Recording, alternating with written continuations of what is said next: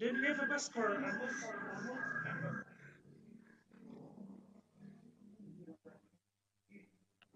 Ya. Oke, baik, terima kasih. Assalamualaikum warahmatullahi wabarakatuh. Yang Waalaikumsalam. kami hormati our directors, Mr. Purnomo, Indonesia States of Kreatif Media, and our Excellency, Mr. Angus, Phillips, the directors of Brookes International Center for Public Studies, Ibu Ida Rosidayati, Head of Indonesian Publisher Associations, and Mr. Anggur Gunawan. It is a pleasure for us to see in a virtual meeting this afternoon without the visitor in this room. And I would like to give meeting. Maybe you should to deliver to Mr. Purnomo to open this opportunity first, and then Mr. Ida and I myself as a speaker.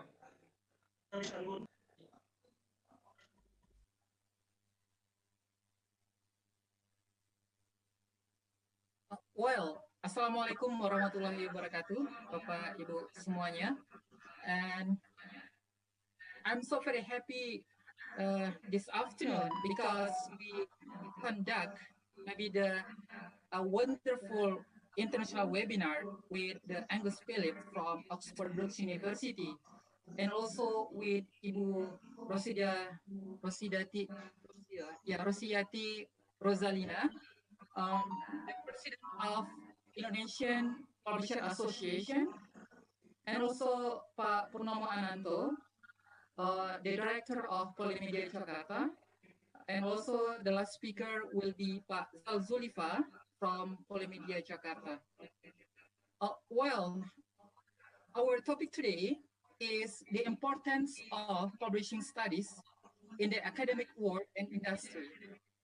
I still remember when the first time I met with Pak Purnomo. At the time, we went to Kuala Lumpur International Book Fair as the Indonesian delegation.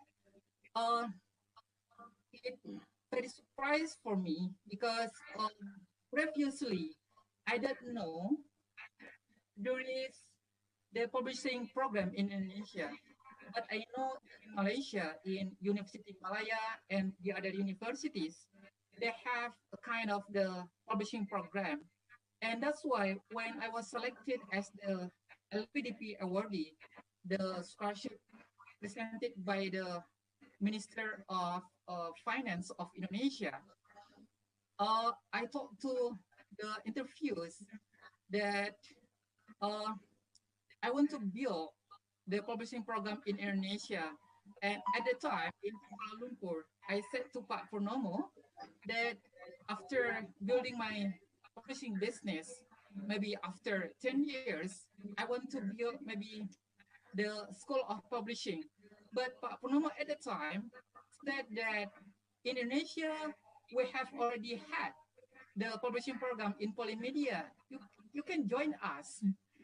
That amazed me because previously I even didn't know about the existence of the publishing program in Indonesia. And for a webinar today, we will discuss about the importance of publishing for not only for the academics, not only for the student, but also for the book industry in Indonesia, and how the publishing studies contribute for building a good environment in publishing industry. For the first time, I want to maybe underline some key points about maybe the environment of publishing in Indonesia. The first one, I want to inform you that many businessmen or workers in publishing industry in Indonesia are not coming from publishing graduates. And until now, we don't know how to connect the education with the industry and also in research. Uh, when I was in Oxford and learning with so many brilliant lecturers, uh, we use like maybe we have like the Nielsen book scan, and every student can access the Nielsen book scan uh, to know about how many copies of books sold in UK market. But in Indonesia, we don't have like that. Uh, Moreover, how Indonesian publishing graduates can work in international big publisher companies. Because in Oxford Brookes, in MA program, I have so many friends.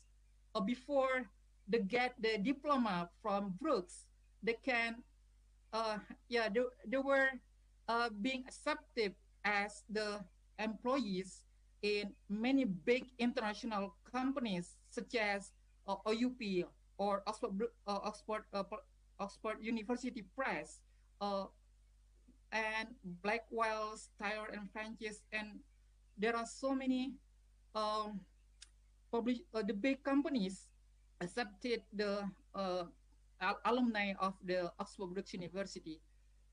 Uh, I, I also want to inform you that until now, in the IKAPI website, I found that there are 1,235 registered IKAPI members, and in APTI or the Indonesian University Press Association, they have around 125 members until now.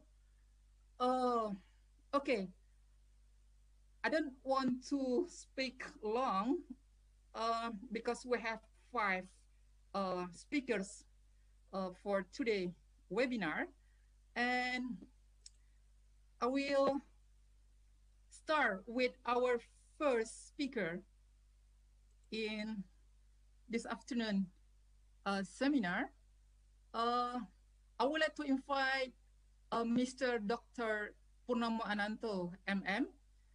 Before we start with Mr. Ananto or Mr. Purnomo, I would like to show you about his CV. Dr. Purnomo Ananto right now is the director of Polimedia Jakarta, or the State Politeknik of Media Kreatif, and he graduated from, let's see, for the PhD program, he graduated from UP Bandung in 2014, and Mr. Purnomo has so many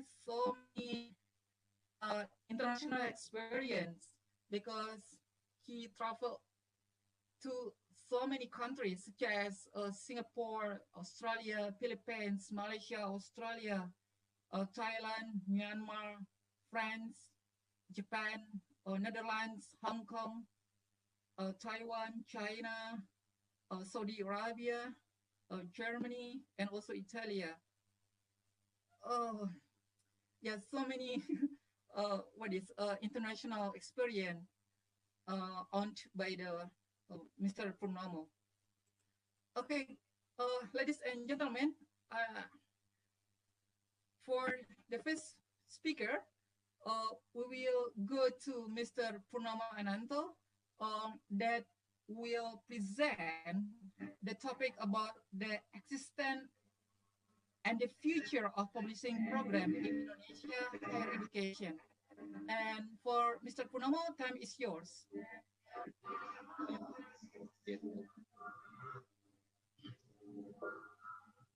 Okay, thank you, Mr. Agung. Assalamualaikum warahmatullahi wabarakatuh. Bu Ida, good afternoon. This is Angus Phillips from Oxford Brookes University. Maybe 15 minutes. I want to show the publishing studies and publisher in Indonesia, specialist in academic session about in Polimedia.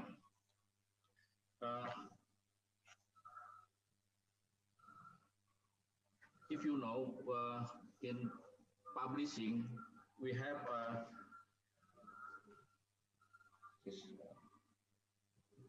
nggak keluar ini.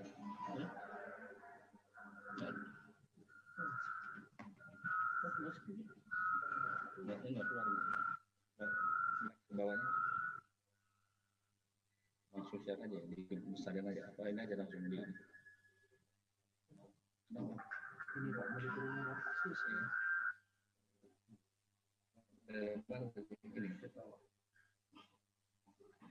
Okay, I want to know about traditional electric and independent publisher. This publishing traditional include the activity of selecting, completing, and distributing, and so on.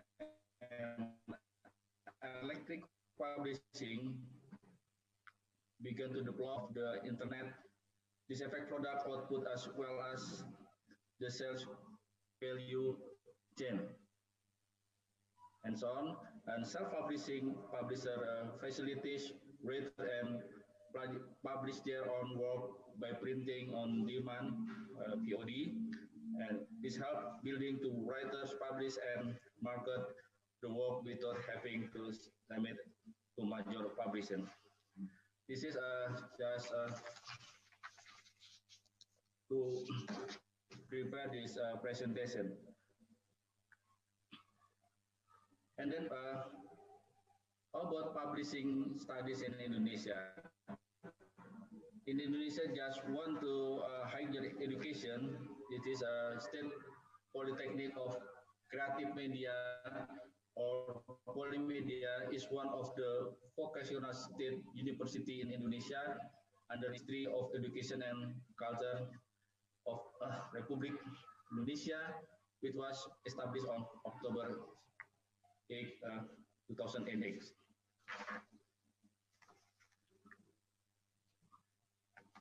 This is a Polimedia vision and mission. Become leading and excellent higher education institution in the creative of industry by 2025, and mission to build and develop human resource who are creative, innovation, competitive, and have novel change character and have a national perspective.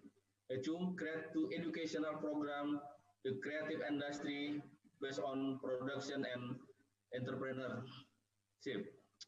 And third, develop, apply, and dissemination technology in the creative industry based on the need of society, business, and industry.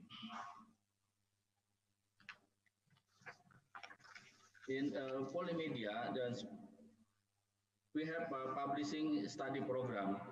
This is designed to prepare students to be able to apply their creativity in entrepreneurship and organization as needed in managing the production stage of various types of publication.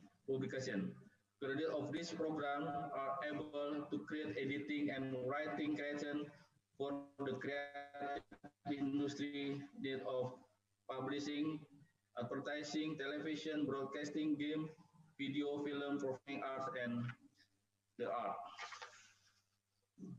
How to publishing study in the Polimedia is especially designed to produce graduates who have competency of knowledge, expertise, and skill in preparing various form and types of manuscripts, print and electronic, or digital, based on the need of the publishing industry. And then the graduate of publishing in Polimedia, one able to write and edit, describe in the publishing industry, and advertising, broadcasting, television, interactive game, film, video, performing art, and music. And two, able to plan and manage production-based entrepreneurship business in the publishing industry. And then profile of publishing graduate in Polimedia, like author, and then editor, publishing entrepreneurs, translator,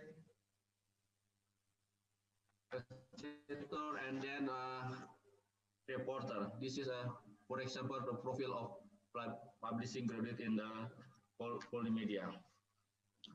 Profile of publishing graduate in the Polimedia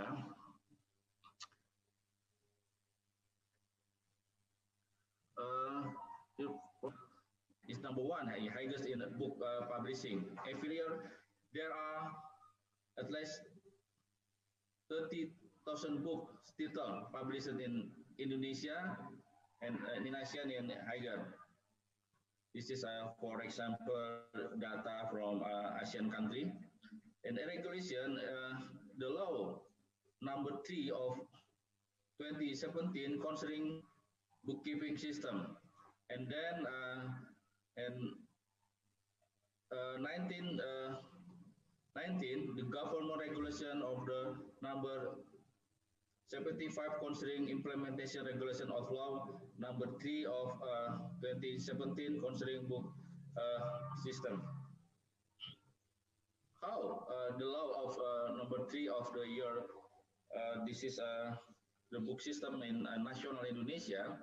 The objective of the administration of the bookkeeping system, one, fostering and strengthening the law of the homeland and building national identity and character through fostering the bookkeeping system. Two, regulation and realizing the bookkeeping system, the quality and quantity of bookkeeping resource to produce qualified, cheap, and even books. Three, fostering reading and writing interest and culture. And four, increasing the role of bookkeepers to promote Indonesian national culture through book in the midst of the world organization. This is the role of number 3, 27, the book people, 10 book people, from author until electronic book developer. Now, talking about the higher education publisher in Indonesia, the current condition higher education publisher in Indonesia, one, print book sales through bookstore decreased by more than 70%. Two, online shop sales decreased by 50%. Three, order from internal campus are still running textbook, printing, poster, and leaflet, and all. Now, book prices in Indonesia, a big challenge for book publishing in Indonesia is book pricing, which has always been a scourge for the national book publishing industry. Activities violating copyright are almost out of control and take in several major cities in Indonesia.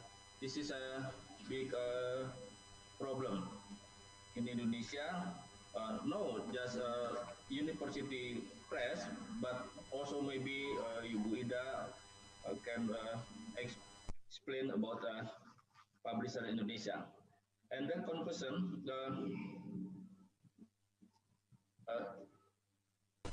this is for conclusion, the condition is not good. The situation is even more worrying when the pandemic also hits the publishing industry, which has ecosystem in this sector. The world of book and publishing cannot be spirited because it's either one as a problem. Both far. The publishing sector in Indonesia faces many challenges, especially because of the COVID-19 pandemic.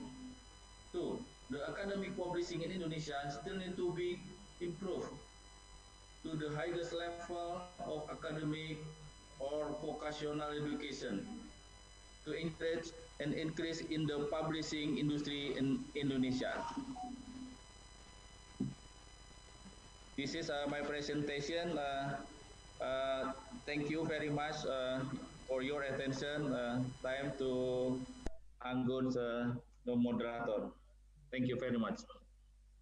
Okay, thank you very much, Pak Purnomo Ananto from Polimedia as the director of Polimedia Kreatif Jakarta, and he is also the president of Indonesian Positive Press Association. Okay,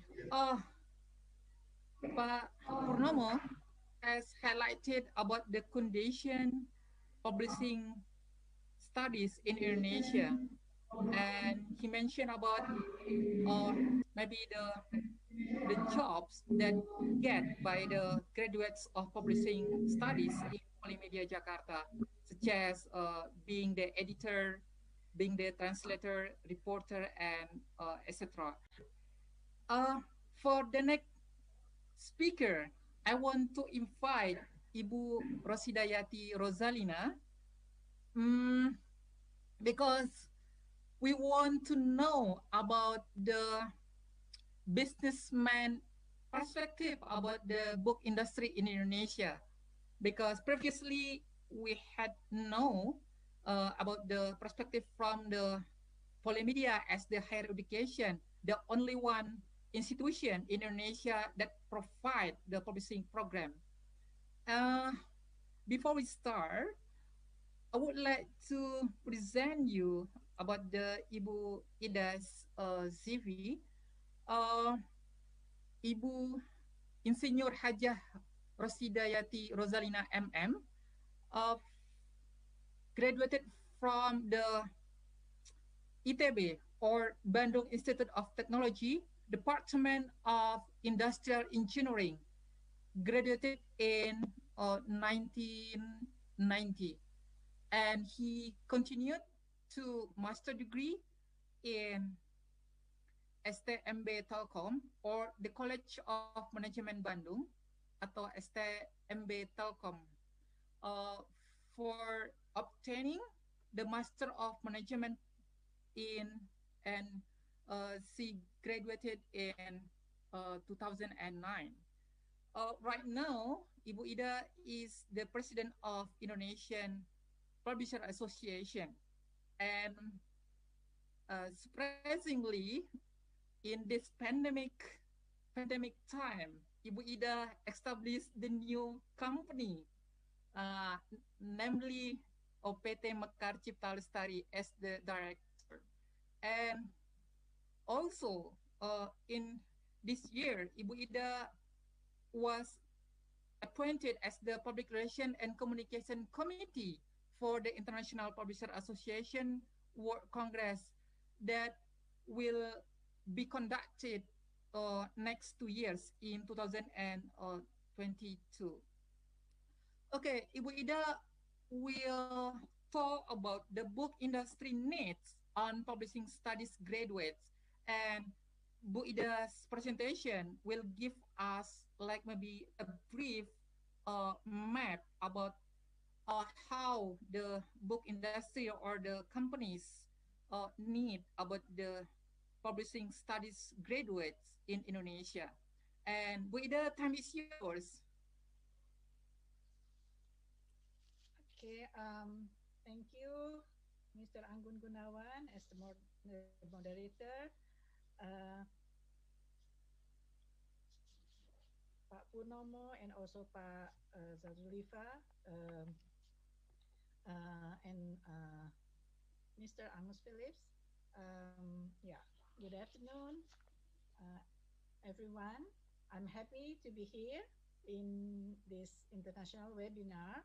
I would like to say thank you to State Politeknik of Kreatif Media Jakarta or Polimedia for inviting me to be one of the speakers in this international webinar.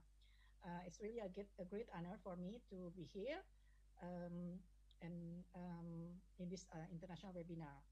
At this session, I would like to present the result of survey conducted by IKAPI recently about the publishing industry in Indonesia. It is an update of the similar survey conducted by IKAPI 5 years ago in preparation Indonesia to be the guest of honor in Frankfurt Book Fair 2015. But before I start the presentation, I would like to introduce IKAPI. IKAPI is a professional publishers association in Indonesia that brings together book publishers from all over Indonesia. IKAPI was established on May 17, 1950 in Jakarta. The aim was to improve the function and role of books in the community while promoting the book industry. And now we have more than 1,800 members. And we have also 18 chapters in 18 provinces in Indonesia. And IKAPI is a full member of International Publishers Association, or IPA, and also a member of Asia Pacific Publisher Association, or APPA, and also ASEAN Book Publisher Association, or ABPA. Unfortunately, I don't have any data about educational background of the publishing worker in Indonesia, and also the data about the need for graduates majoring in publishing in universities.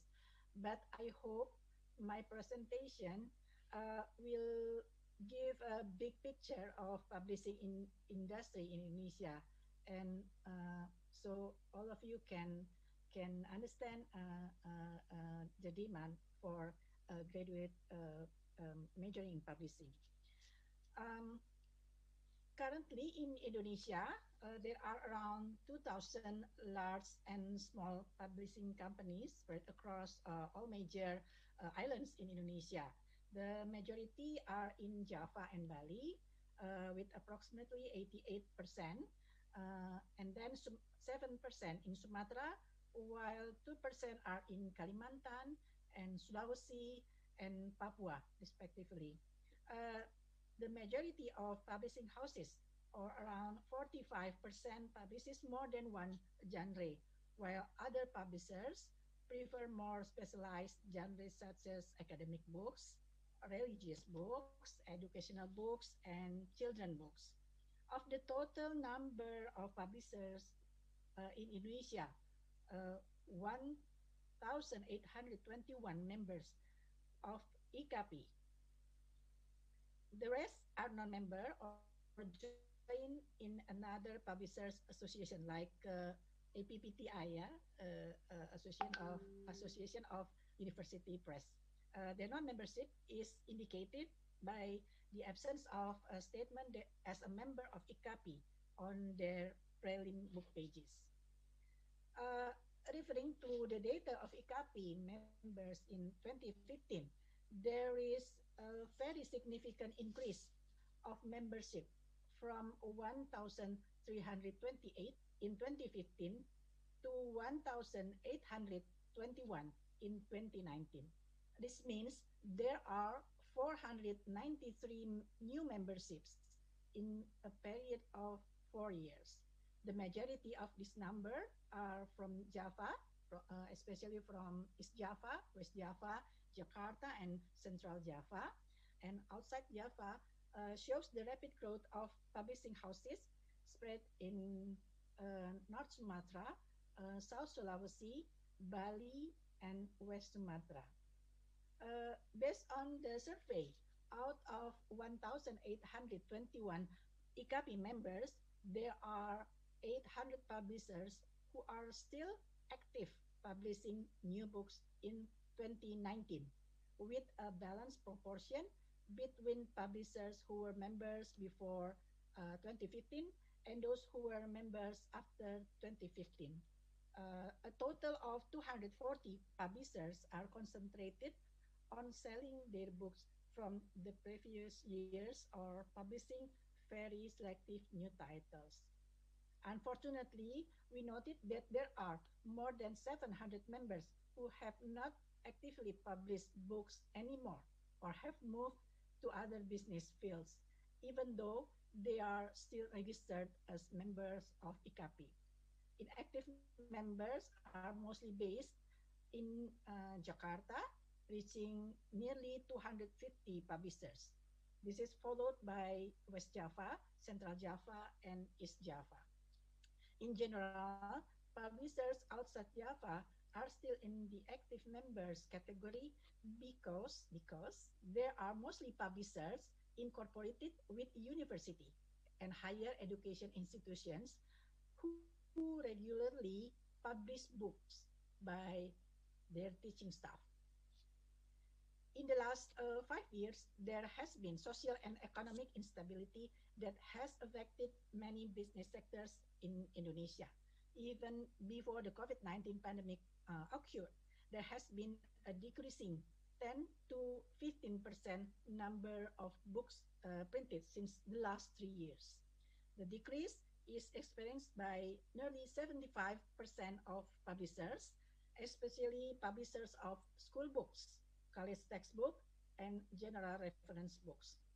The only books that tend to be in constant development are children books and books on religious themes. School books have also experienced a significant decline from around 38 million copies in 2015 to only 35 million by the end of 2019.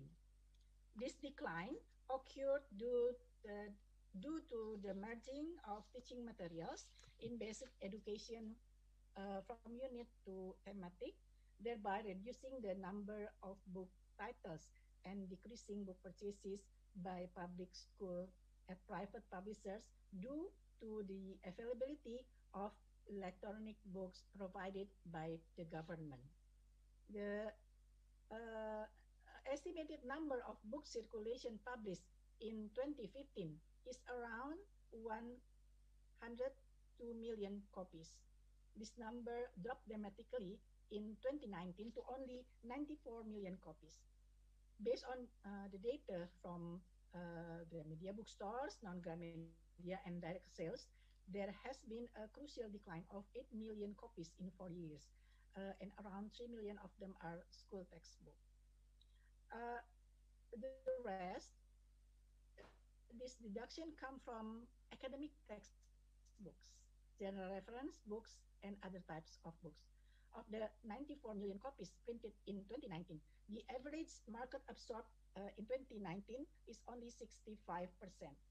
This means that it takes at least more than 1 year for a book uh, for a book title with an average circulation of 3,000 copies to be sold out. The decline in sales of general and reference book was largely due to the availability of digital information. Research conducted by IKAPI through an online survey of students from 20 universities in Jakarta and Bandung shows that book ownership among students is very low. Only about 15% of the respondents took the initiative to buy textbook or reference as study materials. I don't know how in Polimedia. The rest borrow from libraries or search for information on the internet. However, despite the decline in circulation, the money value tended to be stable due to the increase of 5% to 10% of the average book price per year. This information indicated that even though there is an increase in IKAPI membership, this is not followed by a growth in publishers' sales turnover as a result of various things that are related to one another as described before. Uh, Regarding the digital books, the data shows a significant increase in the number of publishers starting to move towards digital books product from around 20% in 2015 to nearly 40% in 2020.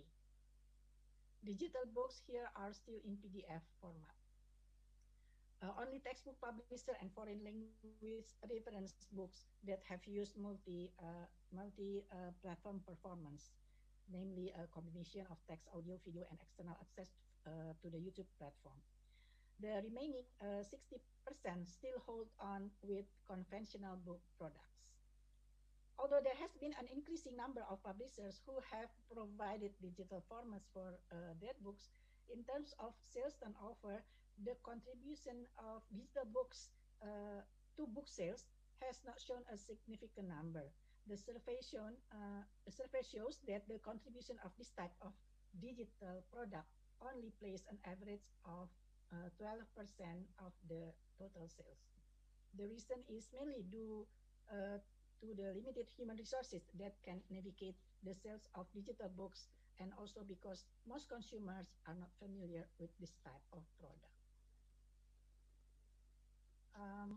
Concerning the trend of books that readers are interested in, it shows that there is no prominent trend in one particular genre. For example, readers' interest is strongly influenced by the author's profile of religious theme books. Meanwhile, sales of books on religious classics tends to be stable. Likewise, the fiction genre. The sale of fiction books is highly dependent on the figure of the author and the endorsement of reputable writers. However, when viewed in terms of the number of copies sold outside of school textbook, children books are the type of book that sold the most compared to other books. Regarding the book price in Indonesia, the surveys show that the majority of publishers sell college books, reference book, and religious books ranging between 75,000 rupiah to 100,000 rupiah, with an average discount up to 35% for distribution through bookstores and campuses. Meanwhile, school textbooks, range from 50,000 rupiahs to 75,000 rupiahs with the same average discount. Fiction books do not have a uniform pricing pattern. Often, the number of pages is used as reference, but prices can also be determined based on author's reputation and the popularity of the theme. During the COVID-19 pandemic, there was a significant decrease in publishers' revenues. The majority of publishers experienced a decline of nearly 60% as the same period as before COVID-19. The situation raises a concern that they will not fulfill their sales target by the end of 2020. This concern is especially felt by publishers who have already published many titles in January 2020. As a result, publishers begin to limit their printed titles and to concentrate on the sale of books that are still circulating on the market. Publishers started to collaborate with marketplaces to sell their printed books. The objective was not only to sell their books, but also as a reaction to book piracy. Pak Purnomo said before about the book piracy. Publisher now collaborate with marketplace to sell their books. And also they want to know the marketplace and distribute their books as a reaction to book piracy in the marketplace. And now publishers started to sell an ebook. There has been an increasing of 633% units sold in Google Play Books compared to same period last year.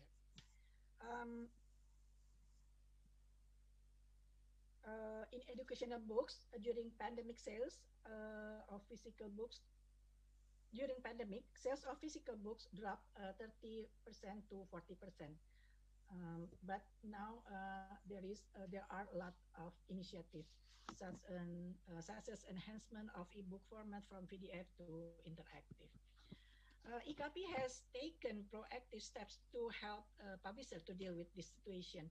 Collaboration with the government is strengthened in order to encourage programs that can empower publishers under IKAPI.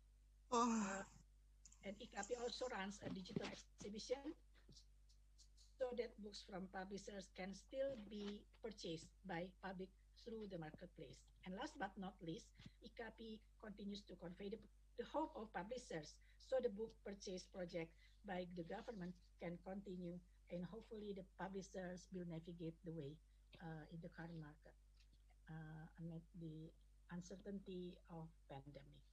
I think that's all that I can share. Thank you very much for your patience, for your attention, and I give this back to the moderator. Thanks. Okay, thank you, Bu Ida, for your presentation. And I hope the sad news from Bu Ida about the declining book sales, maybe in the last 2 years in Indonesia, don't make you to be pessimistic about your degree, especially for the publishing students in Polimedia, because Bu Ida said that even though the book sales declining, but the publisher number in Indonesia are rising right now. Yeah. Okay, I continue to next speaker. Okay, the next speaker is Dr. Zalzulifa. He got the PhD diploma from Language Science and Education, Jakarta State University. And right now, he is the head of assessment center in Polimedia. Pak Zul will present about the improving the knowledge and quality for the books publishing players in Indonesia, because Pak Purnomo already mentioned about 10 players in book industry in Indonesia, and for the future, I mean next year and next 2 years, all of the players in book industry have to be certified by the maybe the certain institution.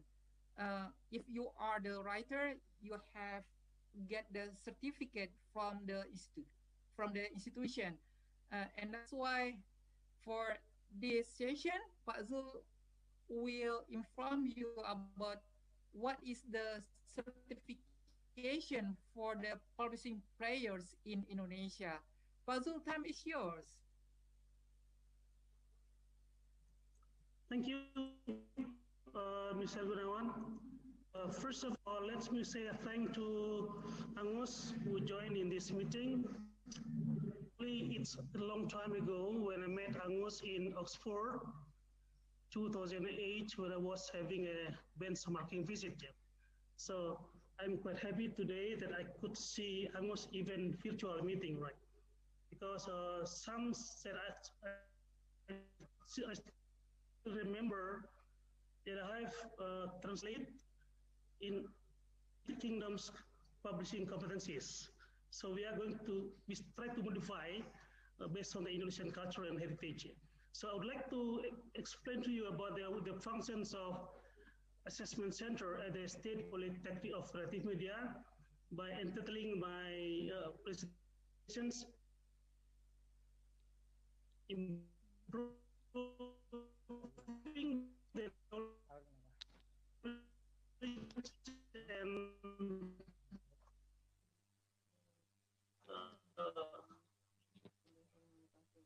of course, it should be done only even if you have a thinking, right? So publishing could be said it's a knowledge-based industry. Right?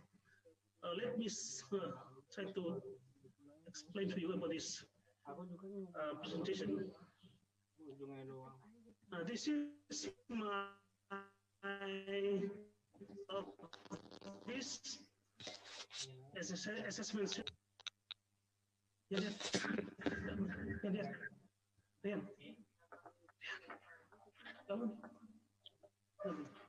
Oh, wait a moment, please. It could be some.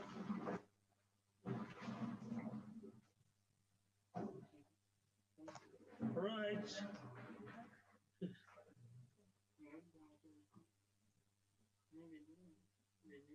Or something problem with the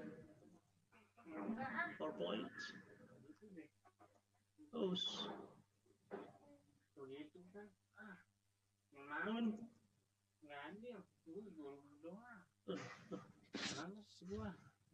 one, please.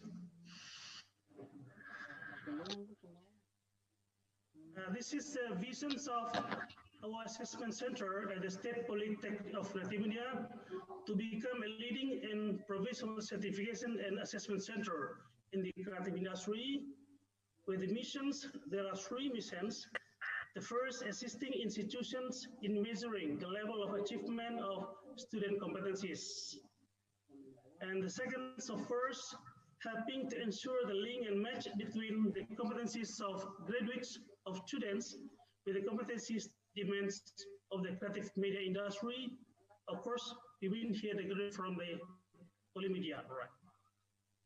And the third mission, of course, assisting the governments in carrying out certifications of human resource competence in the creative industry. We are now having a 9th scheme to be assessed in Polimedia. The first, of course, human photography and publishing, marketing and packaging, animations, design modes, trade cards, video clip, print and media, and design and web developer. There are 9 schemes that we are having for certification at the State Politeknik of Media nowadays.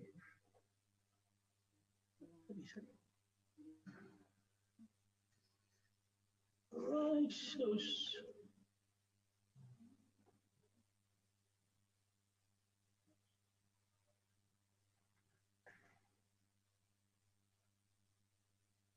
can you see, right?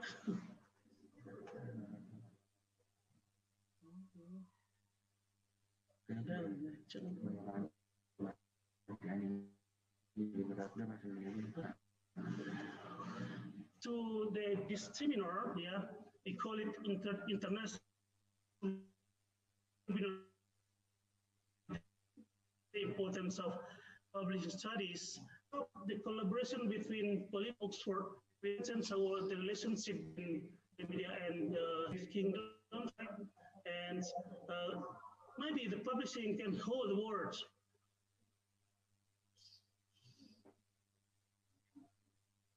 Yeah. So we have to have hand in hand in building the publishing companies, the publishing industries, by collaborating each other.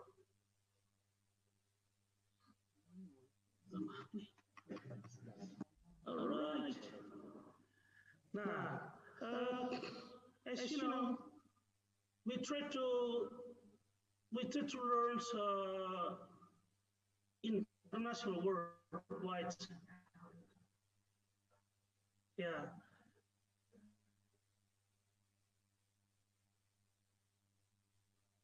In international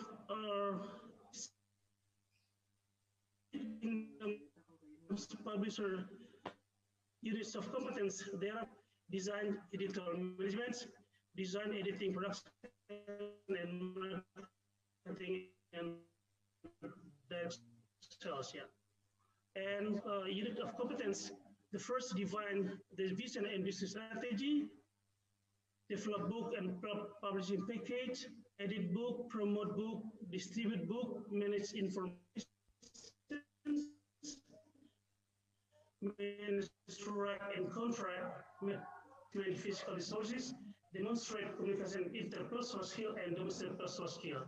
While in American magazine publisher, we see from the reference, there are 13 units of competence, yeah, from provide content and design for print and digitals, and produce magazine issues and digital content, and manage distribution, sales service to advertisers, manage business development, generate alternative revenues, promote the brain, manage human resource function, manage finance,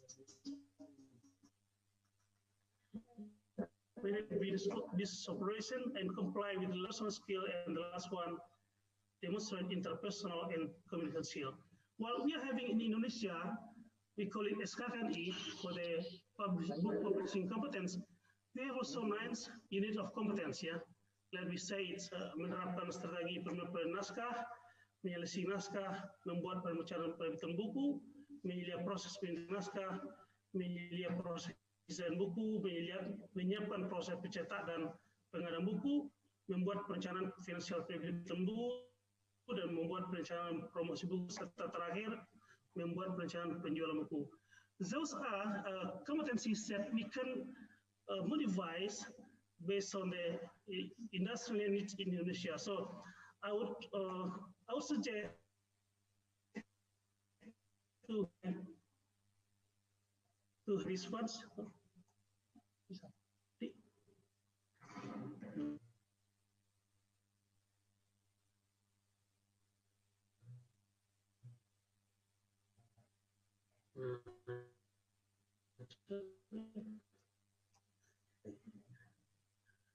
Kingdoms that there are 15 institutions provide publishing study program and training, like the University, London College of Communications, Brookes University, Middlesex University, Napier University, Oxford Brookes University, while Mr. Angus here, University College of London, University of Hertfordshire, University of Plymouth, University of Stirling, Kingston University, Anglia Ruskin University, Manchester Metropolitan University, University of Central Lancashire, and Publishing Training Centers. We see from the websites of Publishing Training Center, there are 160 training program provided by the training program. So based on these 9 elements of competencies, we know that United Kingdom can develop publishing study program in various universities. So this is the problem. In Indonesia, we are still only one Polimedia. So we should encourage other universities to provide this program someday. Let's see the competencies of publishing using worldwide. Yeah. At least there are some types of job sections, typical jobs, like a publisher, editor-in-chief, editor, commissioning editor, translator, literary agents, creative practice and photo writer, marketing director, contract manager, sales director, copy editor, and creative practice, right manager, contract managers, project manager, marketing manager, and sales manager. While editorial assistants should be creative commissioning contents, indexer, proofreader, and photographer. Web designer, graphic designer, illustrator, cover design, production coordinators, marketing execution, sales executive, and marketing executive. Those are typical jobs can be modified from the list of competencies that be assessed to the student and also to the public, maybe in the United Kingdom, that it's right. Let's see the possibility of harmonizations of curriculum among the universities in the world, right? If Indonesia has 9 qualifications, 9 levels of qualifications provided by the constitutions, so it is possible that the position, the editor can be level 1 until 9, such for example, while those who are graduated from Politeknik Negeri Media Kreatif could be assessed as a level of copy editor. While in United Kingdom, I see it from the reference, it is assistant editor, right? And in Indonesians, those who have a qualifications of Indonesian competencies, it called a marginal by grading the level of language 2047 and 345. While in the TOEFL score, we can say elementary by the TOEFL score 310 and 420. This is the portrait of when we want to make it a traceable curriculum among the university. let's. I come to the conclusion, right? I come to the conclusion. If you want to have the same level of competencies among the world, those who are working in the publishing industry, Indonesia should try to imitate or to adapt or to adopt the international competencies. Maybe Oxford can help us to have a collaboration in this curriculum designs. Like, let me say, when I visited Oxford in 2008, there was a commitment among the directors to have a curriculum workshop. Maybe I should suggest to Mr. Purnomo as a director of Polimedia, maybe in this moments of international webinar, we strengthen our cooperation by having workshops together. Like there are 13 elements of competencies that we should design. We want our students to be assessed. When someday, if it is possible for having a collaboration among two parties of Indonesia, so the student could be assessed not only for Indonesian standard competencies, but also for international competencies. Maybe this is my suggestions, and I think for this meeting, we could discuss it together. We could discuss in detail after Maghrib, after having a rest.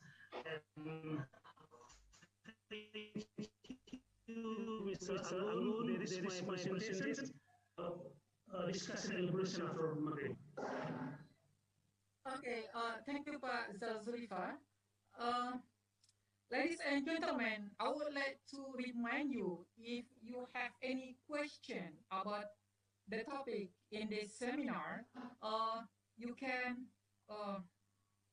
write in our chat room, or if you want to deliver your question by oral communication, we just select 3 of the participants to deliver their question by using like the video and also in oral communication. Okay, next we move to our wonderful speaker from Oxford Brookes University. He is Angus Phillips. He is also my supervisor for my dissertation. And I would like to inform you about the CV of Angus Phillips. Right now, he is the director of Oxford International Center for Publishing since 2006 and until now. Yeah, mostly around 14 years. He is already as the director of Oxford International Center for Publisher. And previously, he was a head of the School of Arts in Oxford Brookes University from 2013 till 2017. And he also experienced as the senior commissioning editor in Oxford University Press. And you know, Oxford University Press is the biggest university press around the world, and they can gain a lot of money annually. Angus, as the senior commissioning editor since 1995 till 1999, it's around 4 years in OUP.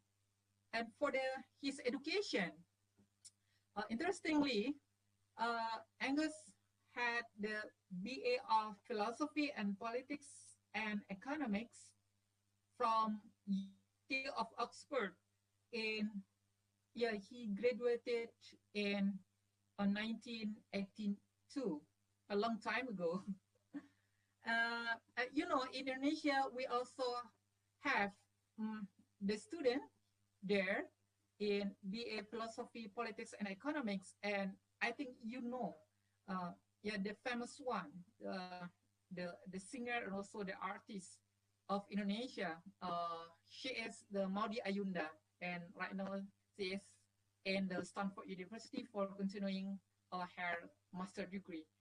And for the master degree, Angus had the MBA, Master Business Administration, from University of Warwick Business School. Okay, for this international webinar, Angus will talk about the importance of publishing studies in academic and book industry, learning from Oxford International Center for Publishing. And I know that Angus has so many experiences about how to build a good publishing program. And as if I'm not mistaken, in 2020, publishing program in Brookes stated as the best publishing program in UK based on the Guardian League, University League conducted by the Guardian, the most famous newspapers in UK. Okay, I will give Angus maybe around 30 minutes because he is our special guest speaker for this webinar. And Angus, time is yours. Thank you very much, Angun, and good afternoon, everybody. Hello from Oxford. It's very good to see you all, and thank you very much for the invitation to speak this afternoon. It's a bit grey and dull in Oxford, but it's not raining, so that's good. I'm going to attempt to share my screen now. So let's see how that goes. Oh, host has disabled screen sharing. So Angun, are you able to let me share my screen? Okay. Wait for a minute. Okay, maybe someone from Polimedia can help me to. Tolong si Angus jadi host. Okay, the Polimedia officer will help us for accepting you to present your presentation, your PowerPoint. One moment, right? With her. Sudah. Okay, you are already the host. You can. Yeah, it still won't let me do it.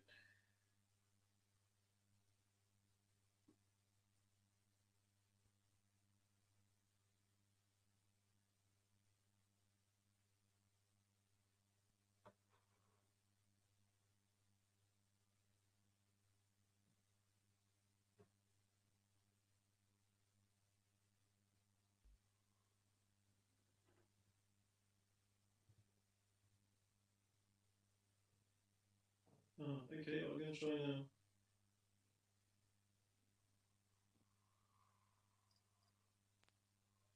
Please, Angus. Okay, so does that work? Can people see that? Yeah. Okay, good. Okay, yeah, well, thanks very much again for the invitation. I'm going to be talking a bit about publishing studies and what we've done at the Centre for Publishing here in Oxford over the years to develop it alongside, of course, other courses. And as Zalzulifa showed, there are quite a few courses now in the UK. I'm just going to try. Okay, that's okay. I can move. Yep. So I'm going to talk a bit about the development of publishing as an academic discipline, our links with industry, and the future, I think, for publishing studies as well. So that's one of my books, Inside Book Publishing, that you can see on there. That's now in its 6th edition, and it's been translated into quite a few languages around the world as well. And we updated it last year because the publishing industry is always changing, and it's important to keep it updated regularly. So publishing is a really important industry, and that's what we have to remember, first of all, when we're talking about publishing studies. One estimate for global sales from publishers is about $140 billion. In the UK, total book sales are 3.6 billion. That's a figure from 2018. If you include journal sales as well, it's around £6 billion industry. So it's an important part of the creative economy.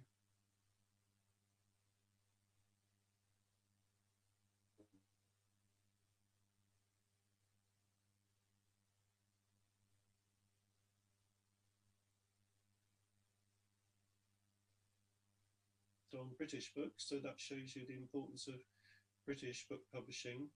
And of course, its significant role in education, whether it's educational materials for schools, which are increasingly digital, university level education, researchers use the output from publishers, whether it's books or journals, and students rely, as we were hearing earlier, increasingly on digital resources when they're studying at university. And significant cultural impact from book publishing in particular. When people want to make an argument, they often write a book. And we find that prominent politicians, prominent journalists, they all want to write a book and be published as well. They want to have their ideas out there, and book publishing is one way of doing that. And we've seen during the pandemic this year, there's been a thirst for information, whether that's the outputs of medical research, but also ideas around society. Do we want to make a better world now? Do we need to think about the environment when we rebuild our economies after this shock from the pandemic and the coronavirus? So thirst for information, thirst for ideas, and book publishers are there to supply content. People have been more isolated during the pandemic, and they may have turned to fiction, for example. They're interested in stories as well, which is where publishers come in. So the influence of book publishing, I think, is very broad and goes beyond those basic headline figures about book sales, because the influence of projects and copyright extends in lots of different directions. Previously, if we look back 30 or 40 years, in the UK, the traditional route into the publishing industry was you need to know somebody, and very much so in trade publishing, where jobs tended to go to people who had contacts in the industry, and there weren't the publishing degrees around. There wasn't a way of getting into the industry without having those contacts. And once you got into the industry, often training was done through learning on the job. So my first job at Oxford University Press was as a copy editor, and I learned by sitting next to my boss and learning the mechanics of editing. So yeah, there wasn't very sophisticated training in those days, and learning on the job was seen to be the way forward for the industry. But over time, I think we've seen the industry become more professional. It's more commercially focused, and they are looking for the best talent to come into the industry. And jobs are freely advertised now, and you don't need that same set of contacts, especially if you came and did our publishing degree. Then you would have an in to the industry, and you've got the right skills and knowledge that employers are looking for. So as Zalzulifa showed, the number of courses in the UK has grown over the years, both at BA level and master's level. At our centre in Oxford, we've had a number of PhD students over the years as well. So at doctoral level also, the subject has been growing.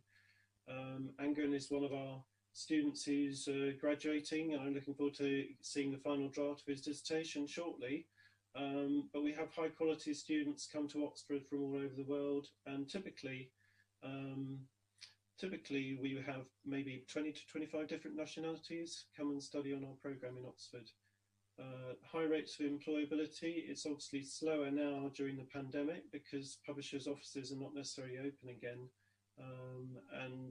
But we have, over the years, we've had really high rates of employability from our programmes. And as I said just now, it's a highly respected route into the industry, and we have employers looking out for our students. And so it's not about who you know now. If you come and do our degree, then you're definitely on your way into getting into the industry. It's also grown as an academic subject. It's obviously a professional subject first of all, but there are lots of links with other fields, and for example, with book history, with the study of the history of the book. Can everyone hear me okay? Angus, is it working all right? Angus, can you hear me okay? Right, yeah, that's clear. Yeah, it's clear, good, okay. I've just got to check at this point. It's clear enough, right. Okay, great.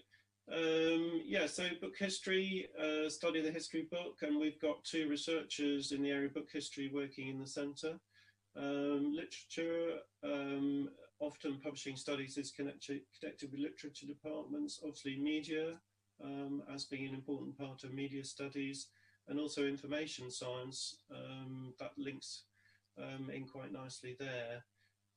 This is a book that I published last year with my friend Michael Baskar, with the editors of the Oxford Handbook of Publishing. And the blurb says publishing studies have come of age with this book, and it's full of ideas about the present state of publishing and the future of publishing. It's a multi-contributor work with a mix of both academics writing about book publishing, but also industry professionals as well. So we're looking forward to that coming out in paperback hopefully next year, and it's part of the sort of Oxford Handbook database as well. So that was quite an exciting project, which was about 7 years in the making to bring that about. So I'm just going to try and change the slides again, which is not working. Not quite sure why. Oh, there we go. So as I say, research into the book publishing industry, book history has been growing over the years, and a number of books have come out, for example, from Michael Baskar and John Thompson, a couple of books shown here. They are on the editorial board of my journal Logos, which is an international journal about the publishing industry, which comes out with 4 issues a year, and we have an international range of contributors to that journal. We've run for a number of years a conference in Florence, Italy, called the Buy the Book Conference, and that's held every June. Unfortunately, we couldn't hold it this year because of the pandemic, but we're having to work out whether we go online next year or wait to do the physical conference again. There have been some quite interesting publisher archives given to universities as well. So Bristol University in the UK has the archive from Penguin Books, and we have at Oxford Brookes the Man Booker archive from the Man Booker Prize. So that's provides some interesting research areas, not just for PhD students, but also for our master's students and undergraduate students when they come to do their dissertation. I think industry research remains really important for the industry, and at the moment we're carrying out a project looking at monograph publishing, research monograph publishing, and we're doing a bit of investigation in that area with publishers at the moment. So there's always the next industry project to carry out, and in the centre we do a lot of consultancy work with the international industry as well, and also training work, obviously. As an example of some research I did a couple of years ago, looking at the UK industry, and I took a longitudinal approach to book sales in the UK, matching it to levels of GDP, gross domestic product. And what was interesting was that in the first period up till 1999, in the top level. Is that okay? I can hear someone talking. You can continue, Angus. Okay. In the first period up to 99, we could see a strong correlation between book sales and the growth in gross domestic product in the UK. What's interesting in the second period in the graph below is seeing book sales actually fall below the level of GDP, and this led us to ask certain questions about why this might be happening, whether it was a decline in capacity in bookshops or whether it's categories of book sales disappearing. For example, home reference has been taken over by digital. People tend to look on the internet when they're asking questions, and I think the colleague that we from the industry who heard earlier was talking about that as well, that some categories of books have moved online, people consult the web for information.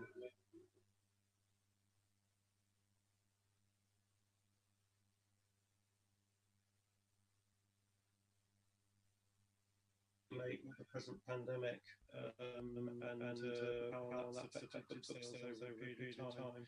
So I think for doing industry research and publishing studies, getting the right book statistics is a really key point. And Angus talked about access to Nielsen BookScan that he had on the programme. So we have a very good relationship with Nielsen, and all our students have access to the Nielsen data and some international data as well. So that's really important. To understand the industry, you do need to get a handle on the data as well and how things are changing. And that's really changed the industry, the fact that UK publishers have very accurate information now. So it's an exciting time to be teaching publishing. We've got a fast changing retail environment. We've seen strong growth in internet sales over the years, and so physical bookshops have been in decline. And then when I went to New York last year, I saw Amazon Books have opened physical bookstores. So actually it's quite interesting to see how the concept of the bookstore is changing. An earlier speaker talked about self-publishing, which is really important in the UK, US book market as well. And on Amazon, there are some really strong self-published authors with big sales publishing through ebook form. The biggest trend in UK publishing has been audio over the last few years, and publishers have been investing in their own production facilities within their own companies, and the rise of the celebrity reader of an audio book. So people are choosing books not just on the story and the author, but on also who the narrator is. So that's quite an interesting trend. The growth of online publishing continues in various categories, whether academic publishing, for example, where it's been particularly strong. And publishing the same content across different platforms is really important. So thinking about content, first of all, and not worrying so much about the platform, but making sure that your content is available in lots of different forms, because some people may want to buy a physical book and some people may want to buy the ebook. Some people may want web resources or database in their academic library. And all through this, we concentrate on the commercial aspects of publishing, but we also come back to what I was saying earlier about publishing being an important cultural activity. So we teach the cultural side of publishing as well. So culture and commerce go hand in hand.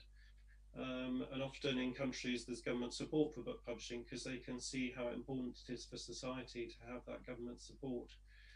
And my job as head of the centre is always trying to keep us one step ahead of what the market is doing, what publishers want. So I established a master's in digital publishing ahead of the curve, and we were teaching ebook skills before they became mainstream in the industry. And so, yeah, it's important for us to, in the area of publishing studies, to keep one step ahead of what everybody's doing and try and predict how what kind of skills needs there will be, and how the demands from publishers for good talent is changing. So audio, as I say, is a kind of key thing at the moment. Innovation, we're always saying publishing needs innovation, so we're hopefully develop students who are not frightened of innovation and can come up with their own ideas. We've seen lots of new players in the publishing market, so for example Wattpad, with a lot of self-published stories on their platform. They're now starting to publish their own books. They have a book publishing unit. They're using AI to try and predict what kind of stories will sell. So actually, they've got the kind of the funding to be able to invest in AI, and so where's that going to lead publishing? Really interesting.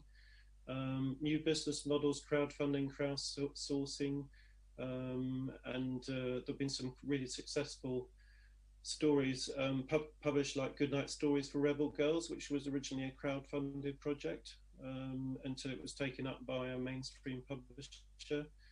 I've got a friend who's started up a publishing company which is digital first, so essentially they're publishing stories in ebook form first. There are publishers who are doing audio first now, so actually develop a book for audio first of all, and maybe the audio will appear before the book format.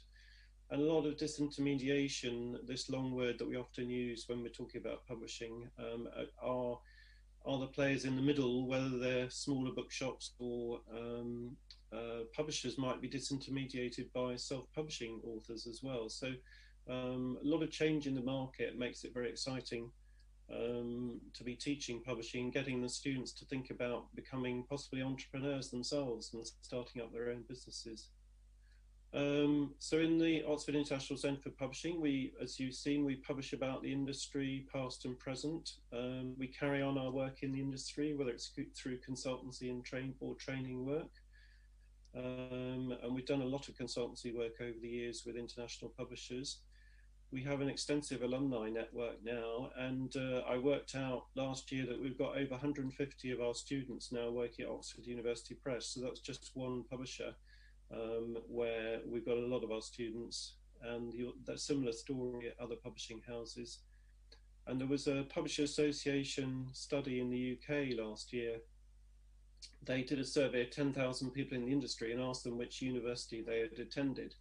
And in the top three universities, the first was Oxford University, the third was Cambridge University, but we came second. So we are alumni all over the publishing industry, not just in the UK, but internationally. And often if I travel to an international book fair or wherever, I meet one of our alumni. So they are everywhere, which is really nice for our students to become part of that network. And I was interviewed by the BBC the other day about publishing, and the journalist who sort of led me through how to work the system online before the interview started turned out to be one of our alumni. So you never quite know where next you're going to meet one of our students. And of course we teach journalism, not just book publishing as well. We get lots of industry feedback on our courses, which is really important.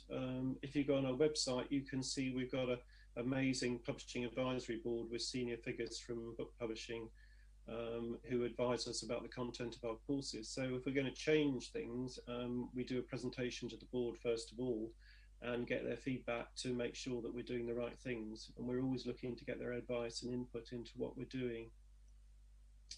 So we have a board meeting, but we also talk to the board members individually, and they give us advice about what we should be doing. They help us get work experience opportunities for our students as well, which is a really important part of our programs. Is we encourage the students to do work experience in the industry whilst they're studying with us.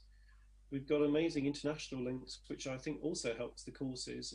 Firstly, the range of international students we have studying with us means that we can bring those experiences into the classroom. So we might have an experienced publisher from another country, but also they can talk about the cultural aspects of their own country, which is really important since publishing is an international industry and you need to be aware of international differences.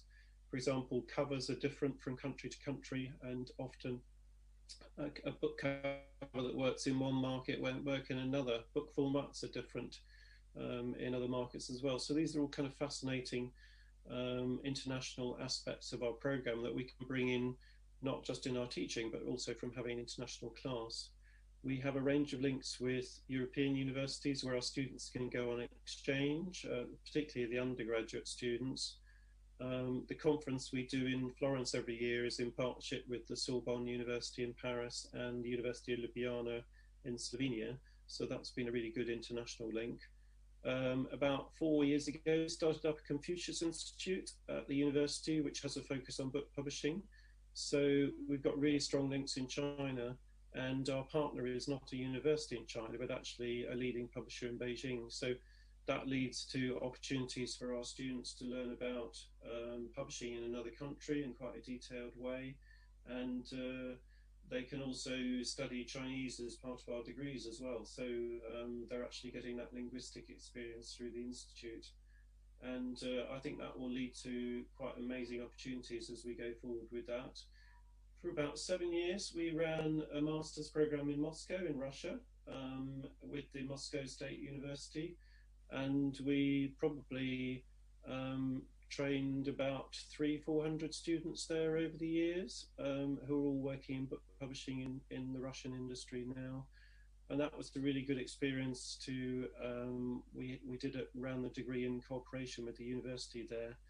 And we're always getting interest from other universities, for example, in Nigeria and China at the moment. We've got interest from them in us running programs with them, developing joint programs. So that's the kind of thing we're very experienced about doing when we work internationally. In terms of the content of studies, we've heard a bit from Zalzulifa just now. We range across industry sectors, from children's books to magazines, from fiction to academic publishing, educational publishing. And in the masters, the students can actually study the different industry sectors, for example, academic and professional publishing, fiction, and non-fiction publishing is another optional module. So there's a range of choices for our students, which is really good. Again, Zalzulifa, we're talking about key skills, so we teach across the publishing functions. For example, editorial, marketing, copyright and rights, financial skills and management skills, software, things like Adobe, InDesign. Typography is an important part of the undergraduate program now, and digital skills, whether it's building websites or making an ebook. Those digital skills are really important. And as I mentioned just now, audio is becoming more important, and we need to do more in that area.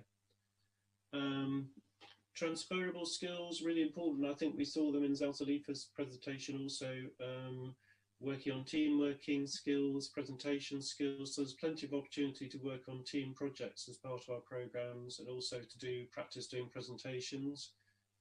Every student does some kind of project work and probably a dissertation as well. So again, Angus doing a dissertation around academic publishing with us at the moment.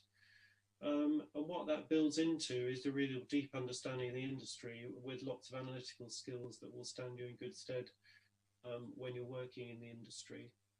We also provide a lot of opportunities around work experience, so internships. We're only an hour away from London, so we can have internships in Oxford and London, two big publishing centres in the UK. Bit harder at the moment, obviously, because of the pandemic, and a lot of publishers' offices are not open, but hopefully that will improve.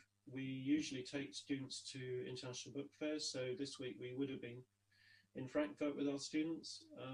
Unfortunately, the fair's just digital this year because of the pandemic. Bologna likewise, and here's a picture of our students doing a practice negotiation at Bologna Book Fair last year. We took students to Beijing Book Fair last year, and the London Book Fair, we have a really good partnership with them. We have a scholarship from them, and our students get to work at the London Book Fair every year. Again, we hope that's going to go ahead in 2021, but let's wait and see what the state of the virus is. We have lots of visiting speakers from the industry come in, from our advisory board, but also our extensive contacts through the industry. And that, I think, really brings the job alive to people when they're studying in the classroom, and then someone comes in from the industry who's going back to the office that afternoon, and can really tell people what it's like working in publishing. So the background of our students, typically for the master's program, people have done humanities degrees, they really enjoy working with books and they want to work in the industry. We do get some people from the sciences, but not so many. Increasingly, our students tend to have got work experience before they even come to us, so they might have worked in a bookshop or worked in the areas of books and magazines. We run a distance learning program, which has some people from the industry on there, but also career changes. So people who want to work and then change career into publishing might do our distance learning program.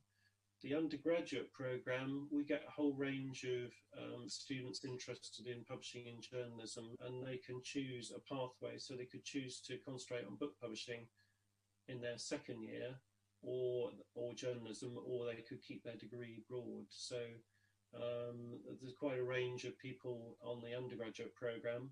As I said earlier, we have a lot of international students come from all over the world, and that's just amazing for our programs. And we're seeing more international students at undergraduate level also. So it's great to have that diversity of student backgrounds. What kind of careers do our students go into? Well, across all sectors of publishing, the traditional functions, as you might expect, editorial, sales, marketing, production, digital roles. Agenting is a really important part of the UK-US publishing environment. So some of our students have developed careers as literary agents. We have sort of big connections with not-for-profit organisations. So, for example, in Geneva, there are organisations such as the International Labour Organization, the World Health Organization, WIPO, the World Intellectual Property Organization, and we have internships with some of those organisations. And a lot of our students have gone to work there, and so in the publications divisions there. So the publishing skills you get can work across organisations, really, not just in commercial ones, but also in NGOs and not-for-profit organisations as well. What is the future of publishing education? Well, I think it's got a key role to play in the development of the industry. We know the industry is looking for good new talent that will help develop the publishing in the future, so people willing to embrace change and innovation. In the UK at the moment, diversity is seen as a key attribute. Publishers want to broaden the pool of students and entry-level colleagues coming into the industry. So they're casting around for different ways of recruiting people, having more blind recruitment processes so that you're not influenced by the name you see on the CV or their background. So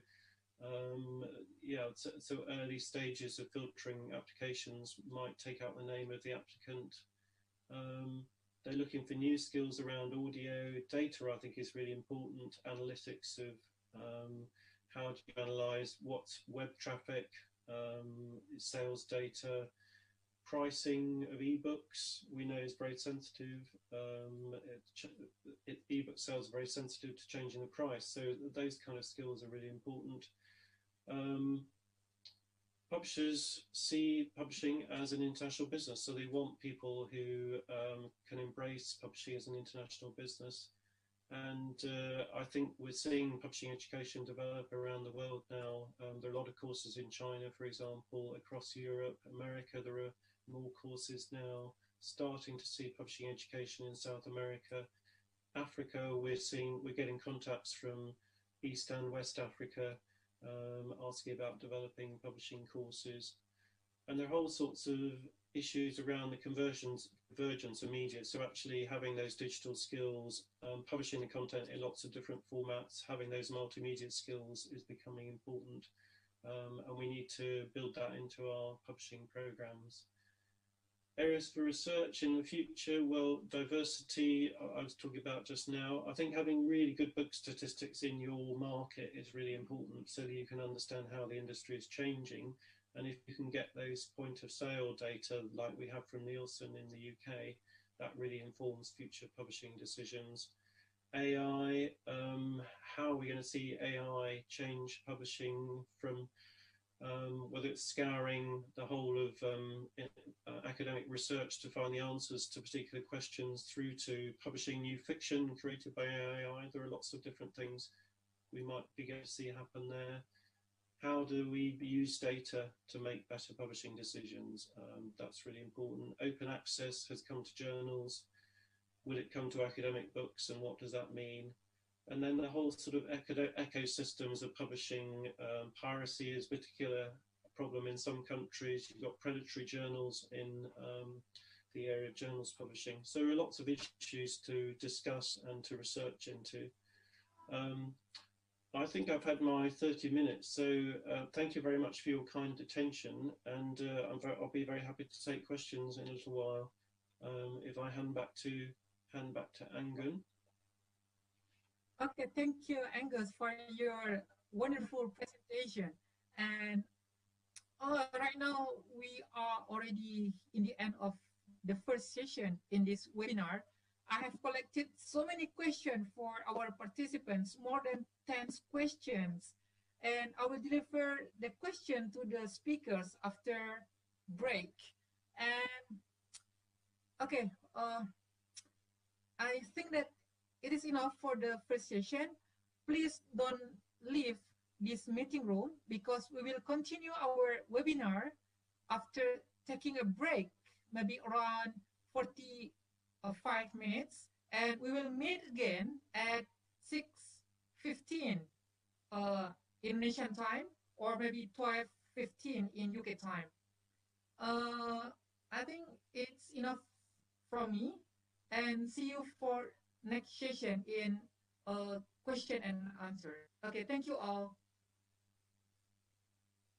All right, Mr. Angun, thank you very much for your guiding these discussions.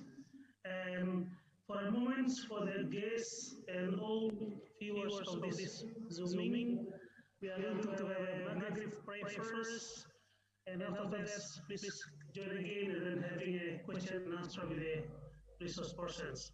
Right, Mr. Angus, we are here for having a Maghrib first. Thank you. It's all.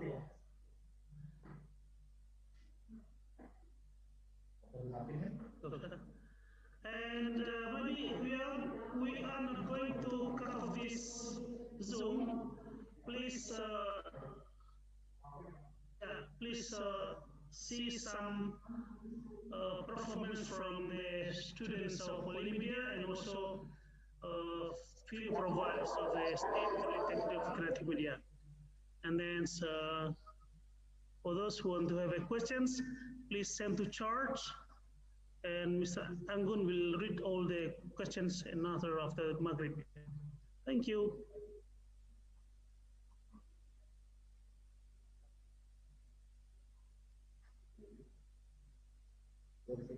Yeah. Okay.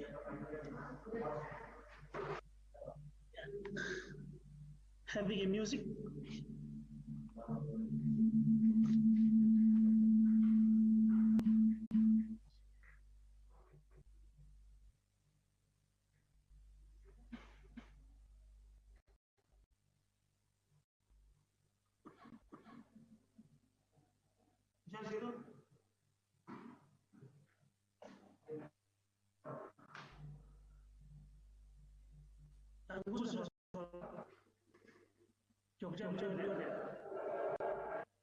Ini lagi Pak, keras, saya matiin dulu.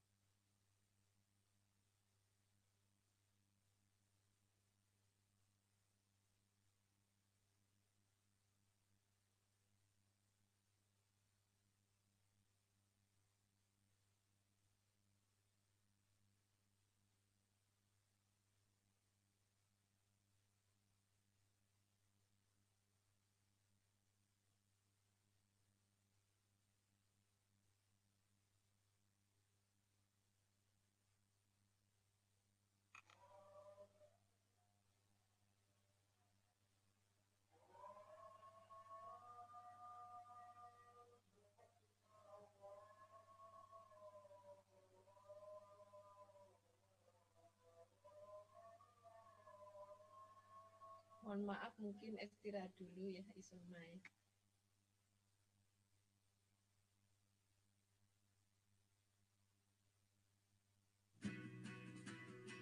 Politeknik Negeri Media Kreatif adalah salah satu perguruan tinggi negeri vokasi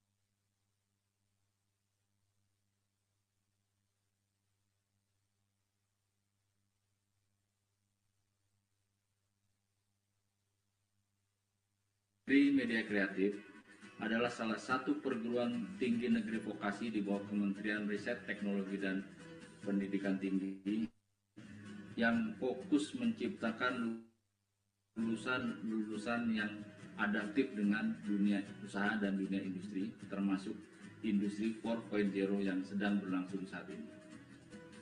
program studi dan kurikulum-kurikulum yang ada di Politeknik Negeri Media Kreatif setelah disiapkan sedemikian rupa sehingga mampu menciptakan sumber daya manusia yang sangat dibutuhkan di dalam era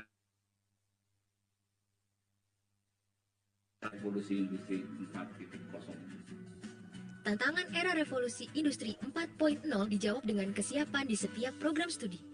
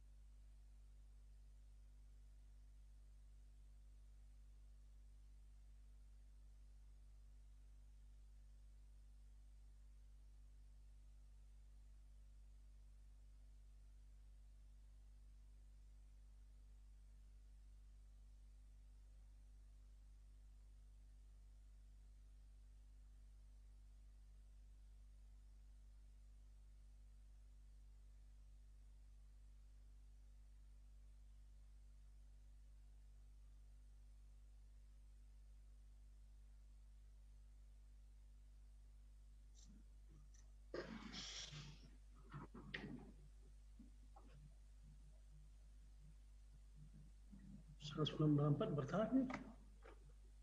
Ini. Halo, Anggun. Kita mulai lagi aja ya. We start from the next questions, question and answer from the audience. Maybe the time is yours as a moderators. Gitu ya. Jadi Anggun silakan. There are 194. Gitu. Silakan.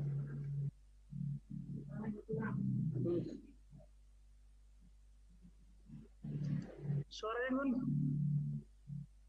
Suaranya belum kedengaran.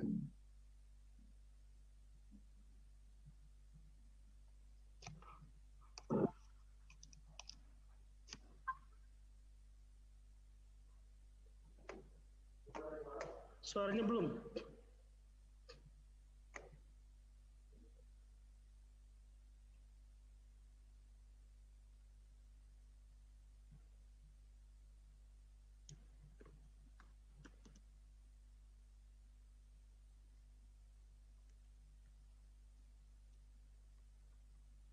Kenapa, Mas Ian? Ian, suaranya nggak muncul.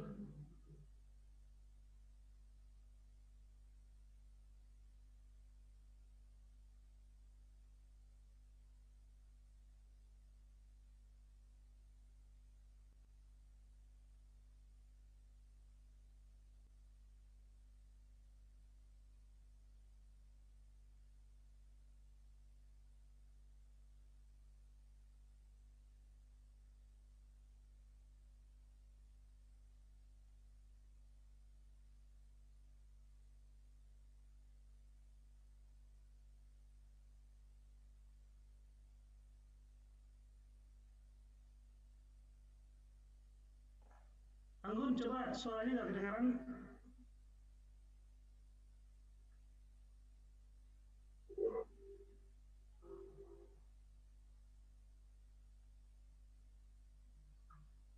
Halo. Tes, bisa Pak? Terdengar Pak? Iya. Okay, alright, Anggun.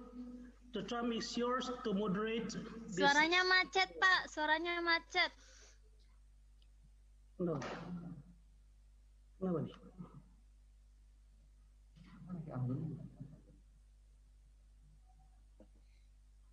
Kedengaran Pak, dari sini kedengaran. Kedengaran. Anggun mana Anggun? Can you hear my voice, Anggun? Suaranya tidak ada, Pak. Oh. Oh.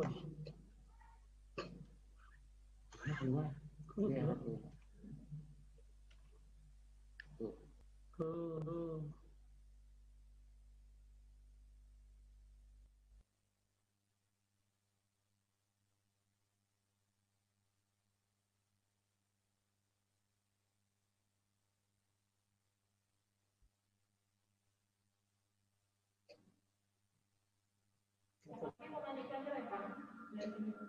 Udah di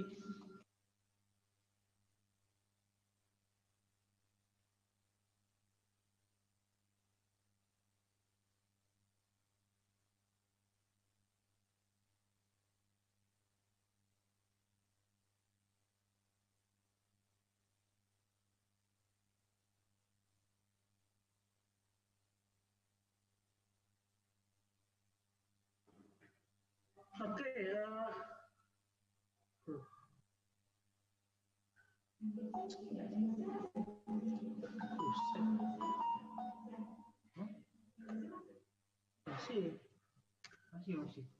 Halo, Anggun.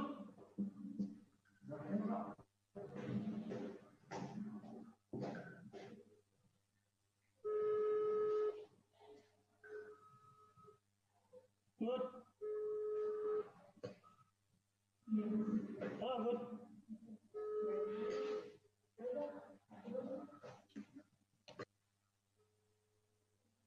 Okay, all right. problem. Pak Zul? Suara saya terdengar nggak semuanya? Anggun. Oke, Anggun. Oke. Langsung Anggun. Ya, we start. Well, welcome back to our international seminar with 4 distinguished speakers. And for this session, I already collected so many questions from the participants because Ida will have another meeting with the APA, and I think that I will deliver the question from the student, also the participants, for Bu Ida. Bu Ida, are you here? Bu Ida?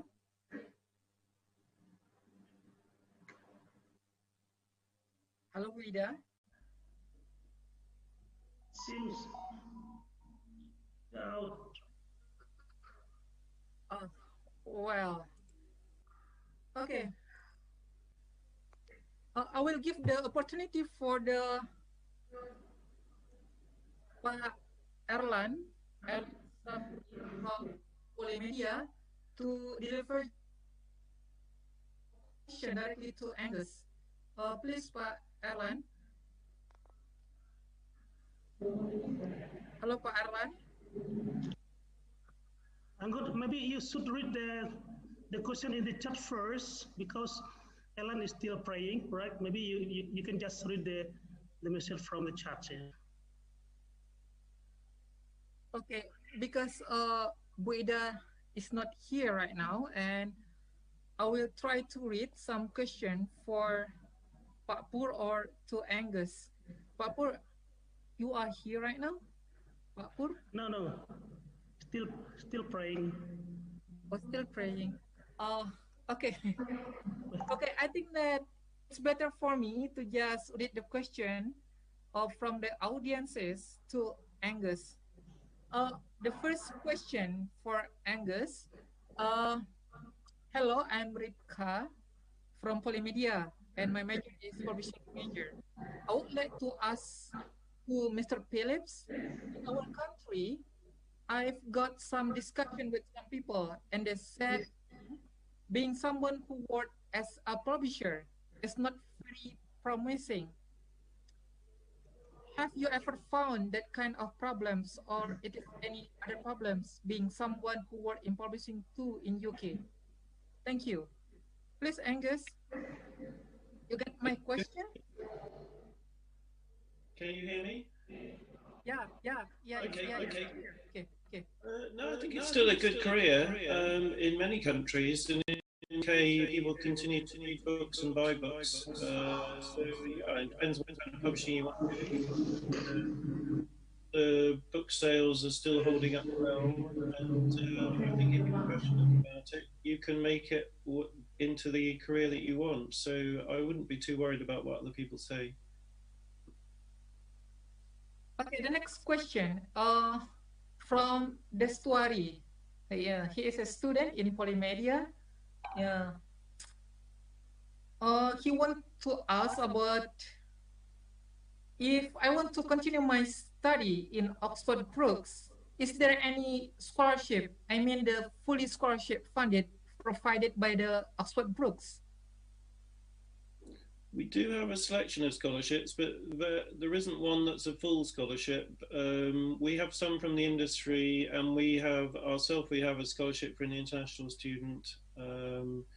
But no, we don't have one that covers the full cost of it, I'm afraid. That would be very nice, and yeah, I would very much like to have that. But but yeah, the scholarships are smaller amounts. So it might be we've got one for £3,000, for example. So, but that's not the full cost of the fees.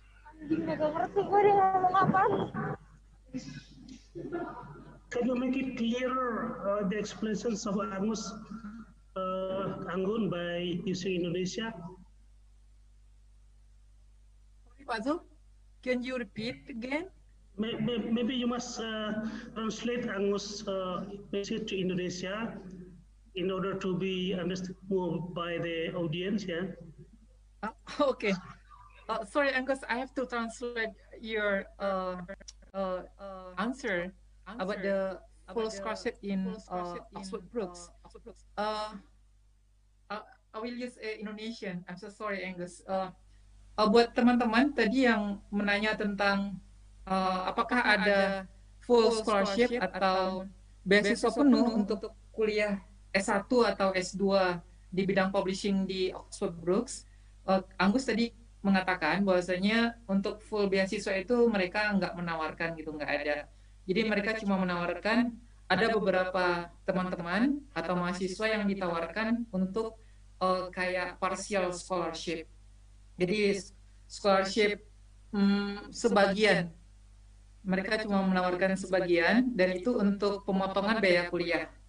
Jadi kalau buat living cost, tiket pesawat, untuk saya pribadi, mungkin buat teman-teman di Indonesia itu bisa mencoba untuk beasiswa LPDP karena itu di cover keseluruhannya, baik itu living cost, pesawat, bikin visa dan sebagainya. Termasuk uang kuliah yang di UK itu cukup mahal. Jadi ada 14.000 pound sterling untuk 1 tahun, alias itu sekitar kalau di Indonesia ya itu sekitar 270 juta rupiah. Itu Pak Zul. Maybe I would like to ask you one to Angus, right? Yeah. I read from your presentations about MA in Moscow, right? Because there are some programs over there, yeah, publishing industry, you work in industry training, yeah. And then industry feedbacks, building industry board and networking links, yeah. And there is one information about MA in Moscow. Actually, if you want to send our student to United Kingdom, it costs here, right? Like Angus said just now, right? Is it possible to open such a kinds of course collaborating with Polimedia in Indonesia? Your program will over in Indonesia for those who are studying publishing. They don't need to go to UK for all, maybe for 3 or 2 years. Yeah, maybe if it is possible to design just 1 year for somebody in Indonesia, then or maybe it could be some like a blended learning program. Is it possible? Yeah, I mean, there are a range of possibilities because we can do training programs, so that's one possibility. So we're quite familiar with doing 1 week and 2 week training programs, whether in country, so whether in Indonesia or in the UK. In terms of degree level programs, the Moscow one took us about 3 years to put together. So it was a dual award. Students got an award from the Moscow University and from our university as well. But getting the regulations to talk to each other is quite complicated. So that would take a little bit of work. It's not impossible, but you need to appreciate the level of work involved in creating a joint award like that. But yeah, I mean, everything is possible in this world. So yeah, we'll happy to talk about it.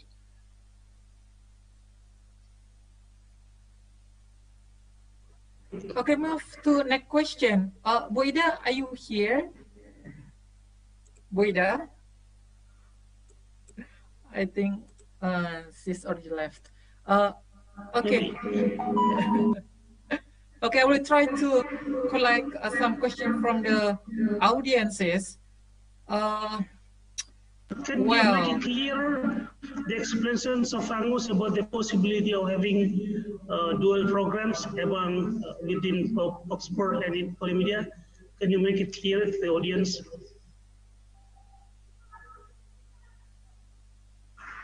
What do you mean, Pak Zul? Did you want Angus repeat again about the answer? No, you Angus aja dalam Indonesia biar tahu program ini bisa nggak dibuka di Indonesia, program MA for Publishing, kampusnya belajar di Indonesia, no need to go to UK for all time, ya. By having MOU collaboration bersama. Okay, sorry Angus, I have to translate again in Indonesian about your answer. Okay. Oke, jadi teman-teman, Angus barusan bilang untuk peluang bagi kita di Polimedia ataupun kampus-kampus di Indonesia untuk berkolaborasi dengan Brookes itu sangat dimungkinkan sekali, dan pengalaman dari Brookes sendiri, mereka sudah punya pengalaman untuk membangun relasi dengan di China, buka di Slovenia tadi Angus menceritakan, kemudian juga buka program di Moskow. Jadi itu sangat dimungkinkan, dan Angus juga bilang tidak hanya program MA aja atau undergraduate, but also, tapi juga Angus juga menawarkan semacam training, mungkin kayak short course gitu. Jadi semacam training juga ditawarkan buat teman-teman yang ingin nanti bisa kolaborasi dengan Brookes. Tapi untuk secara secara program yang itu sifatnya lembaga per lembaga, antar lembaga, itu diperlukan semacam MOU yang lebih detail antara Brookes dengan institusi yang akan bekerjasama dengan Brookes. Mungkin seperti itu Pak Zul. Mungkin perlu ada pembicaraan yang lebih detail Pak Zul untuk masalah itu. Right, thank you Angus. Yeah, we are going to achieve the destination, right? Maybe we need to go to Iki someday. Right. Okay, the next question for Angus. Hello Angus, I'm Akila from Polimedia, Maturing Publishing. I have a question. In the UK, there are big job opportunities in publishing? Yeah, I mean, each year our graduates get jobs in publishing, and it's, as I said in my talk, it's a bit harder at the moment because of the pandemic, because of the virus. Publishers were going to reopen their offices in September, but now a lot of people are working at home again. So it's difficult for somebody to start a new job under those circumstances. So from Angun's year, we are seeing students get jobs now, but it's slower than some years because of the virus. But normally, yeah, there are lots of opportunities, and the publishers are looking out for our graduates, so because of the quality of our graduates. Thank you, Angus. So I answered the Angus answer, Pak Zul. Yes, oke. Jadi teman-teman, Angus tadi bilang bahwasanya biasanya alumni dari Brookes itu sangat cepat untuk mendapatkan pekerjaan setelah mereka lulus, dan karena Brookes mau memberikan bekal yang bagus buat mahasiswa-mahasiswanya gitu, dan banyak sekali tawaran-tawaran untuk internship, termasuk juga bekerja di penerbit-penerbit besar di UK ataupun secara internasional. Tapi ini karena pandemik, kata Angus tadi, agak sulit bagi teman-teman untuk mendapatkan pekerjaan segera, walaupun beberapa teman saya yang satu angkatan mereka sudah mendapatkan pekerjaan.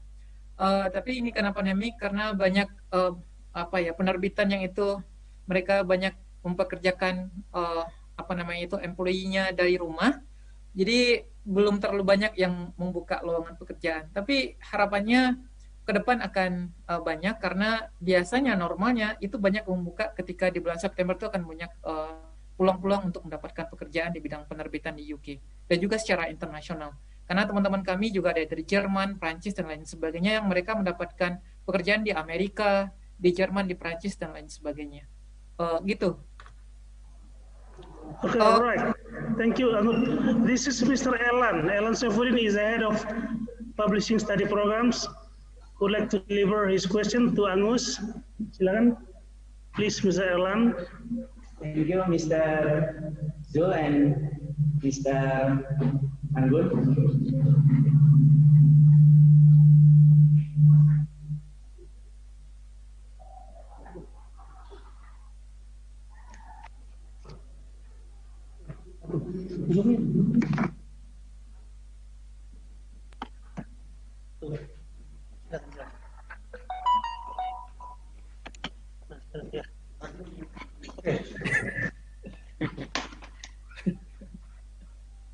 Thank you, Mr. Anggun. Okay, please, Pak Erwan. Going ahead. How are you? Yeah, fine. Okay, my name is Erlan. As a studies program coordinator of publishing in Polimedia. I have two questions for Mr. Angus Phillips. Hello, Mr. Hello. We are only one study program of publishing in Indonesia. We just have diploma degree now and will toward applied scholar. So we need partner from overseas.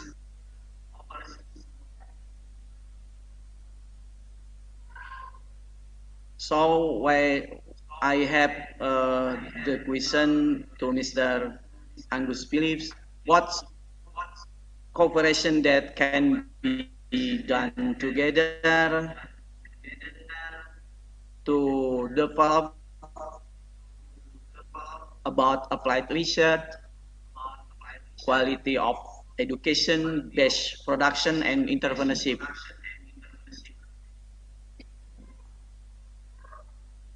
And question number 2, how we can build in Politeknik, in our campus, about International Center for Publishing, because we don't have that center for our campus. Thank you very much, and good afternoon, everyone. Okay, thank you, Pak Erlan. He is the Director of Department of Publishing in Polimedia. Okay, Angus, do you get the question from Pak Erlan? I didn't fully understand it, but perhaps you can clarify. The first one, maybe you can offer some cooperation with Polimedia. What you can offer to Polimedia, maybe such as research or maybe like training or industrial collaboration with Brookes. What maybe the what you can offer about cooperation between Brookes and Polimedia in publishing program? Okay, well, we can offer a variety of different possibilities, I think, because we're quite used to advising universities overseas who want to set up publishing programs and develop their programs. And as I said before, we've had contacts from Nigeria and from China. I'm thinking also from the Middle East recently we've had a contact. So we're very experienced at helping people develop their programs. And as I said in my previous answer, we can offer short training courses to the industry, but we can also offer them to academics as well. So we can, and we did a lot of that work in Moscow before we set up the masters there, that we did training programs for the teaching staff, for example. So we can do that kind of work. And as I said before, a full cooperative degree is a lot of work, and it would take a few years to get that established, but it's not impossible. And we're very keen to develop publishing studies as a discipline, and we've helped it move forward in many different countries and parts of the world. So we're very happy to work with partners. Thank you, Angus. The second question, because in Polimedia there is no the center, I mean the specific center for publishing, and Pak Erlan said that they want to build the center for publishing in Indonesia as maybe the pioneer in a center for publishing. Would you like to share about your experience to establish the center in Brookes? Yeah, I mean, the centre is about 25 years old now, so it was established before I arrived at the university. But I mean, we've done a lot of work to build the centre, which is around quality, first of all, so making sure the degrees are of good quality, having the advisory board that I talked about, so working with the main publishers. And on our book publishing advisory board, we've got representatives from all the large publishers like Penguin Random House, Hachette, academic publishers, Oxford University Press, Wiley, Elsevier, some smaller publishers as well. and a whole mix of different organisations from HarperCollins through to small children's publishers. So having that range of interests on the board is really important, I think. And when I arrived at the centre, I said, well, where do our students go? And no one could answer that question. So I spent a lot of time trying to work out where our students are in the industry and keeping in touch with them. And so we have our extensive alumni network, and we do keep in touch with our students. And I think that's really important. But also on the research side, both the academic research and the industry research is something you can build in Polimedia, I'm sure. And we'd be happy to help with that also. So publishing articles in international journals, writing books, finding out more about the Indonesian publishing industry, doing the kind of, I think industry statistics is a really good place to start, and we'd be happy to help with that as well, because I'm interested in that area. And you can't understand the industry until you can map it out and have the right information. So all those things are really important. And we do consultancy with the industry as well, and that's a two-way process, because it informs our work, but it also means we can help international publishers develop their businesses. Okay, thank you, Angus. Thank you, Mr. Angus Phillips. Phillips.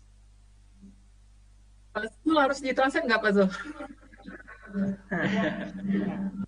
Nggak usah ya? Yeah, all right, yeah. Sir, Okay. any question from me, sir? There's a question from me, sir. Okay. Okay, So please good go, evening, Lisa. everyone. Yeah, I have a question for Mr. Angus Phillips. Hi, Mr. Phillips. I'm Lisa. I'm a teacher at Polimedia, and I also a staff at International Affairs Office. So I have a question. Can you hear my voice? Yes, I can hear you. Okay, good. So we know that in this pandemic, this crisis time, that many publishers they have different conditions, and they got turbulence. We can say that. So how is your publisher face these challenges? I ever read that one article that some publishers take it as a challenge, as an opportunity to make it better situations. So how about your publisher there? Maybe that's a question for me.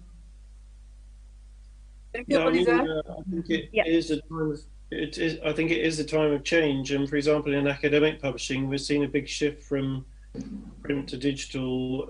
Academic libraries are buying more digital resources because they don't know where the students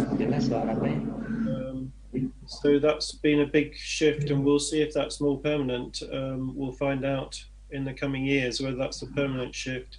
We've seen a rise in the sale of ebooks because people haven't been going to bookshops. We had bookshops closed for a couple of months earlier this year. And so there was a big switch to not just online sales of physical books, but also ebook sales went up. And so there are some big shifts there, and publishers have had to respond. For example, trade publishers delayed until this autumn because bookshops were not open. So they couldn't people, and we've had events and activities where authors promote their books, such as literary festivals, have either cancelled this year and moving to next year, or they've moved online. So there are a lot of digital events now. Frankfurt Book Fair, which was going to go ahead in Frankfurt, is now purely digital. So there are some big changes in the industry. And how do you sell rights in this environment? Publishers have got lots of meetings online on Zoom with potential clients, but is that the same as meeting at Frankfurt? We'll find out whether they can still do that level of business. So there have been delays in the book supply chain, a shift to digital in some markets, and yeah, I mean, disruption of supply chain was quite severe when bookshops were closed because there was no shop window for new books. So publishers were delaying the books and when they came out. So, but as I say, it's also a time of opportunity, whether it's consumers want to know about academic research. There's been a big uplift in people viewing medical journals and things like that. People are desperate for authoritative content. And this is publishers' opportunity now to produce authoritative content. We hear a lot about free content and fake news and things like that. Now is the opportunity for publishers to show that they publish good, reliable, good quality, authoritative content which people want. And so there's a clear opportunity in the market. People also want stories. If they're stuck at home, they want good stories, and fiction publishers can supply that. Oh, yeah, right. Is there any question of Boliza? Oh, yeah, I'll say what's your statement, because as we know that a lot of journals right now consisting of papers talking about COVID-19. So actually, since I'm the staff of International Office of here, I'm looking forward to collaborate with Oxford Brookes University next time. Okay, thank you, Mr. Phillips. Thank you. Nice to meet you. Nice to meet you too. Yeah, nice to see you someday. Okay, I will give for the next question, I will give the opportunity for Mbak Fiona Ananda to defer your question directly to Angus. Please, Mbak Fiona. Oh, yeah. Can you hear me? Yeah. I can hear you. Okay, hi, Mr. Phillips. I'm Fiona. It's so honored to speak you directly. So, I've course English at LBP Pilia. It's one of English educational institution in Indonesia. So, this is some books. Can you see it? Maybe I have to shut. Oh iya, kayaknya pernah lihat Pak di penerbitan. Kayaknya aku harus matiin dulu. Okay. It is some books that I hold. So this is the books from LBP Pilia. They've been providing books from Oxford University Press for years. I will show it. Here. Can you see it? Oxford University Press. Yes. And this is LIA institution. Now, what I want to ask, how did they get the copyright? I hope one of the part of Oxford University Press like you could explain to us. Well, I don't directly work for Oxford University Press. I did before, but now I work at the university, so I can't answer a question on behalf of Oxford University Press. I published a book with them recently, but I don't work for them. So I think I would be very cautious about answering that kind of question because I don't represent AUP.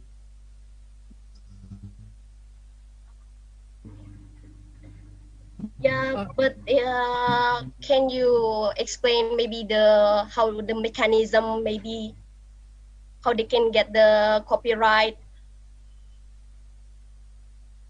You mean how do you want to buy the rights? Yeah. Well, you need to approach AUP. They have rights representatives who, if you go on their website, will have an email and contact address, and so you can write and ask them.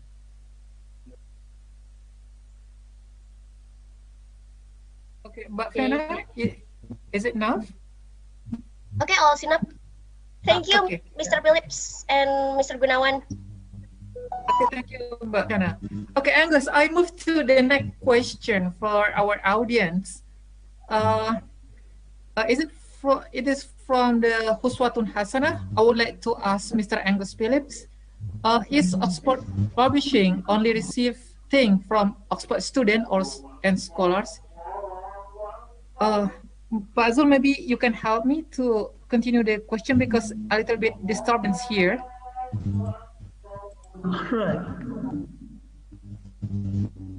All right. Yeah. Actually, our students are appointed to have a final projects like making a book.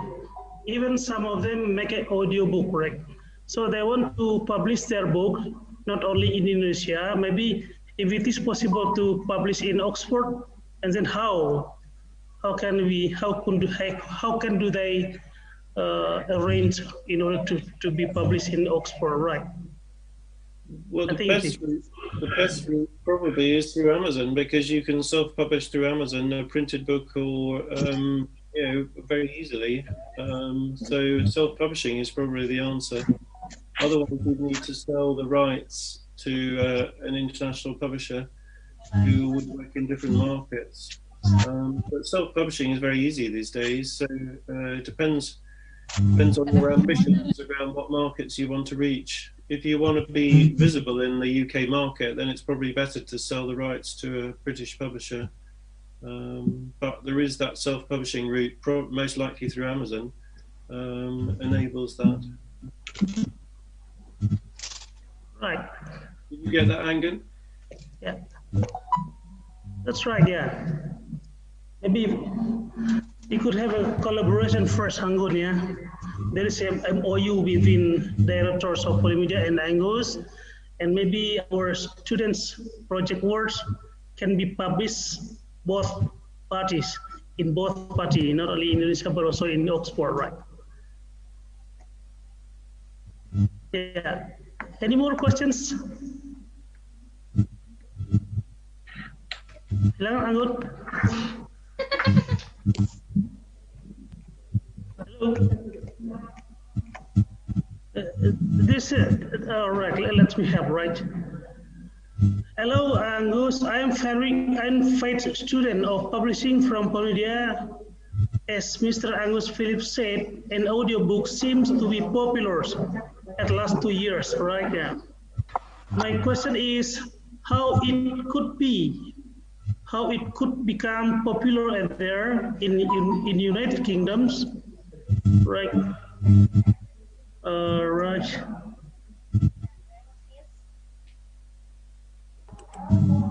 What is the most popular format? E-book, electronic publishing. What is right? Maybe they want to know about the cost, right? The cost of producing electronic book publishing, electronic book. Yeah. Maybe this is a question from Farid. Yeah. Can you get it, Angus? Well, ebooks can be very cheap. I mean, if you've got the final file, it's relatively easy to convert into an ebook. If you use an outside conversion house, it's only about £100 to convert into an ebook. So ebook publishing is relatively cheap, but of course you still have the costs of publishing. So you've got at least cover, you've got editing, you've got design work. So you still have those basic costs around publishing a book. So it depends how you allocate those first costs. Often publishers don't allocate much money. You still have those original costs of publishing.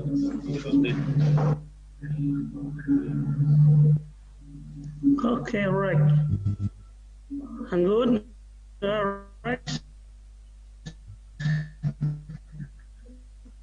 There is also the question from. Hello, Pak Zul. These ones. Ripka. Hello, Pak Zul. Yeah. Silakan. Okay, I will help you to read the question from our audience. The next question for Angus. What is the most popular format of ebooks in UK? And maybe you can explain about the device that famously used by the UK people. Yeah, I mean, we saw big sales of Kindles 5 or 6 years ago. So the Amazon Kindle is the most popular ebook device. But with the Kindle app now, I can read books on my phone or my iPad. So you don't necessarily need a Kindle device to be able to read ebooks. Yeah, so the Mobi format that Kindle uses is the most popular format. We do have some fixed layout PDFs and things like that, and obviously journal art tends to be a PDF format, the most popular form to read those in. But yeah, Amazon and Kindle have got the ebook market really, and if you want to make a success of an ebook, you've got to publish it in the Amazon format. Okay, thank you, Angus. The next question from Ersa. During this pandemic, so many people spend a lot of time reading book at home. And do you think that what kind of the characteristic of books that have good quality and very useful in the future? It means that do you think that the pandemic changed the way the publisher think about presenting a good quality of books? Well, that's a good question. I think it's early to say at the moment. Very early on in the pandemic, we had sales of like Albert Camus, the French novelist, his book The Plague. That seemed to be people interested in reading that sort of dystopian literature. But I think as time has gone on, people want happier stories, so they don't necessarily want to read about bad things happening. But yeah, longer term trends, as I was saying earlier, people seem to want to read about how we can make society better.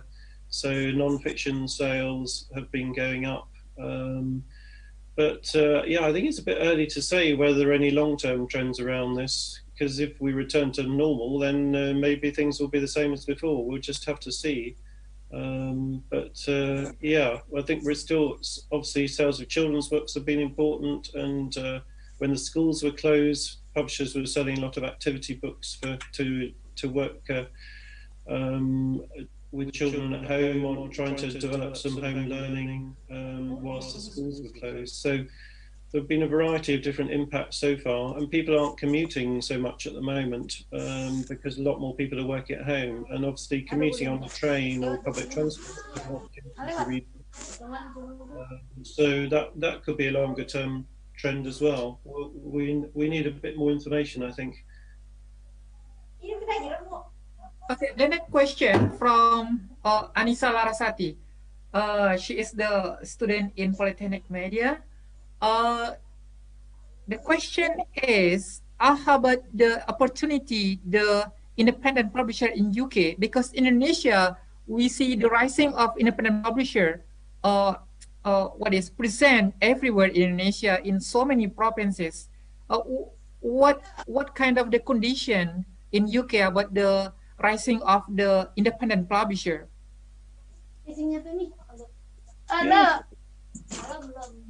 Yeah, I think it's an interesting time for independent publishing because we've seen the large publishing groups get bigger, but I think that provides opportunities for smaller presses to do books that are different, to find new authors, because obviously the big brand publisher, big brand authors will be bought up by the large multinational groups now. But I think that always provides new opportunities for fresh authors, fresh books, fresh ways of thinking. So yeah, the independent sector continues to be quite vibrant and innovative. Okay, the next question from Uswatun Hasana. The question is, what is the difference between Oxford University and Oxford Brookes University? Thank you for that question. Well, I did my undergraduate at Oxford University, and now I'm an academic at Oxford Brookes. So Oxford Brookes University was originally the Oxford Polytechnic, and so it became a university in 1992. So it's a young university compared to Oxford University, which dates back to the 13th century. So there's quite a difference in age and profile of the two universities. But Oxford Brookes is the other university in Oxford. Oxford is the most famous, obviously, in the world, and obviously the best since I went there. Okay, the next question, I will try to find maybe the best one. Okay, from Pak Martin. He is the editor from Lipi Press. He has two questions. The first one university presses required to make profit? Yeah, it's kind of like maybe the traditional debate on university press. Do you think that university presses have to make a profit for their host institution? Well, that's also a good question. I mean, if you take Oxford University Press, which is the largest university press, it does make a surplus each year, and is required to by its owner, Oxford University. So yeah, there are some university presses that are required to make a profit, but it's got interests in many different sectors of publishing: educational publishing, academic publishing, children's publishing, and journals publishing. These days, if you're starting a university press, you'll probably be an open access press, and often you'll find there will be some kind of subsidy from the host university. So rather than it making money for the university, it probably would require a subsidy from the host university. Some of the presses in America have big endowments, which help subsidize the press. So it just depends on the context of the university and quite what the requirements of the host institution are. So there is no one answer to that question. Okay, the second question from Pak Martin, how to differentiate between government scientific publisher with private ones? Because in Indonesia we have so many institutions, I mean the government institution, that also have their own publisher. How to differentiate between two kind of the publishers? Well, I mean, when I was looking at that size of the publishing industry in my presentation, those are all commercial publishers with owners and commercial imperative. If you're publishing information from a government department or institute, then often you're not worried about making money. So you have the backing of your institution to invest in publications and making sure those publications are read. But you're not necessarily part of the commercial supply chain as part of that. So it's a completely different kind of publishing. Okay, it's kind of the general question from our participant from Bunga Ruth. She wants to ask about, is there any cooperation between Brookes with maybe one of Indonesian university that already happened right now? That's a very good question. I'm not sure. I didn't come brief to answer that question, so I suspect there will be, but I would have to research it. Yes, I don't know the answer to that question, because we have lots of links with universities around the world.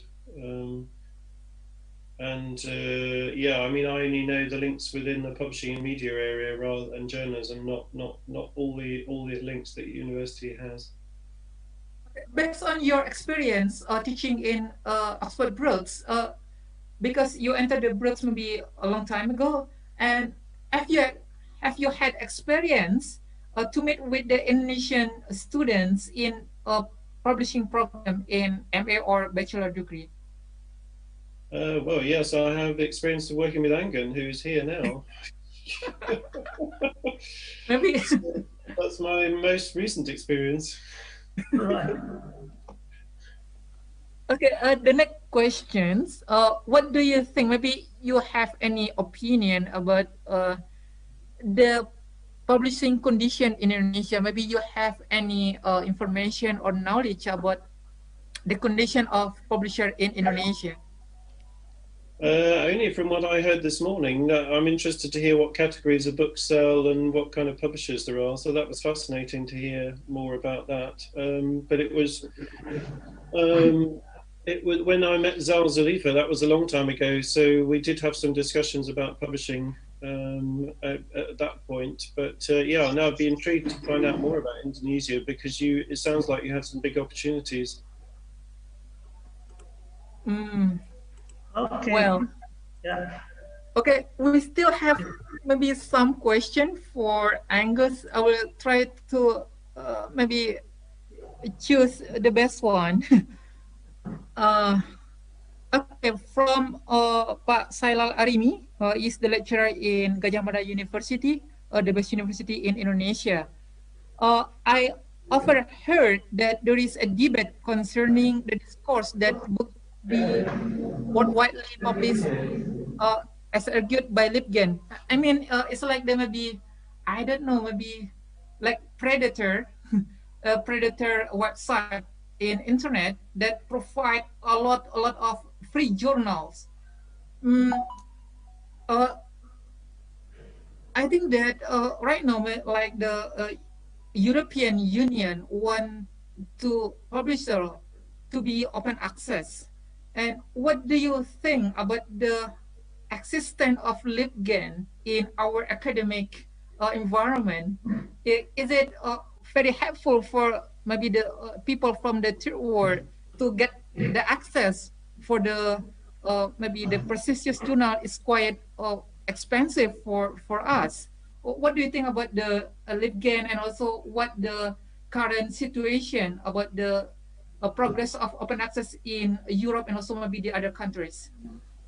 There's a big movement to open access in the area of journals, and it may come in the area of books quite soon as well.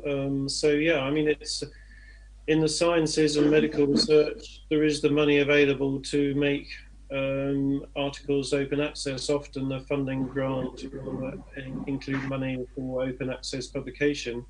It's more difficult in other areas such as humanities where there is less money.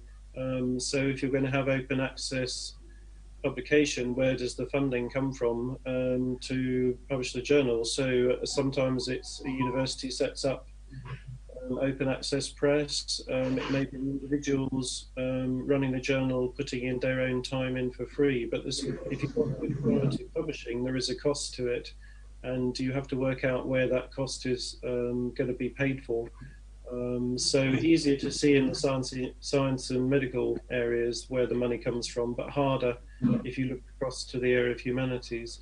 And then if we look at book publication, publishers are charging between 8 and 1,000 for book publication open access. Again, someone, I mean, if I could not afford to put that kind of money up, the book to be published normally rather than open access. But publishers are good at innovating, so I'm sure we'll see more becoming open, and it's possible that, for example, the research monograph will go purely digital with a few print copies printed through digital printing for the author. So that could be quite a big change in the area of book publishing.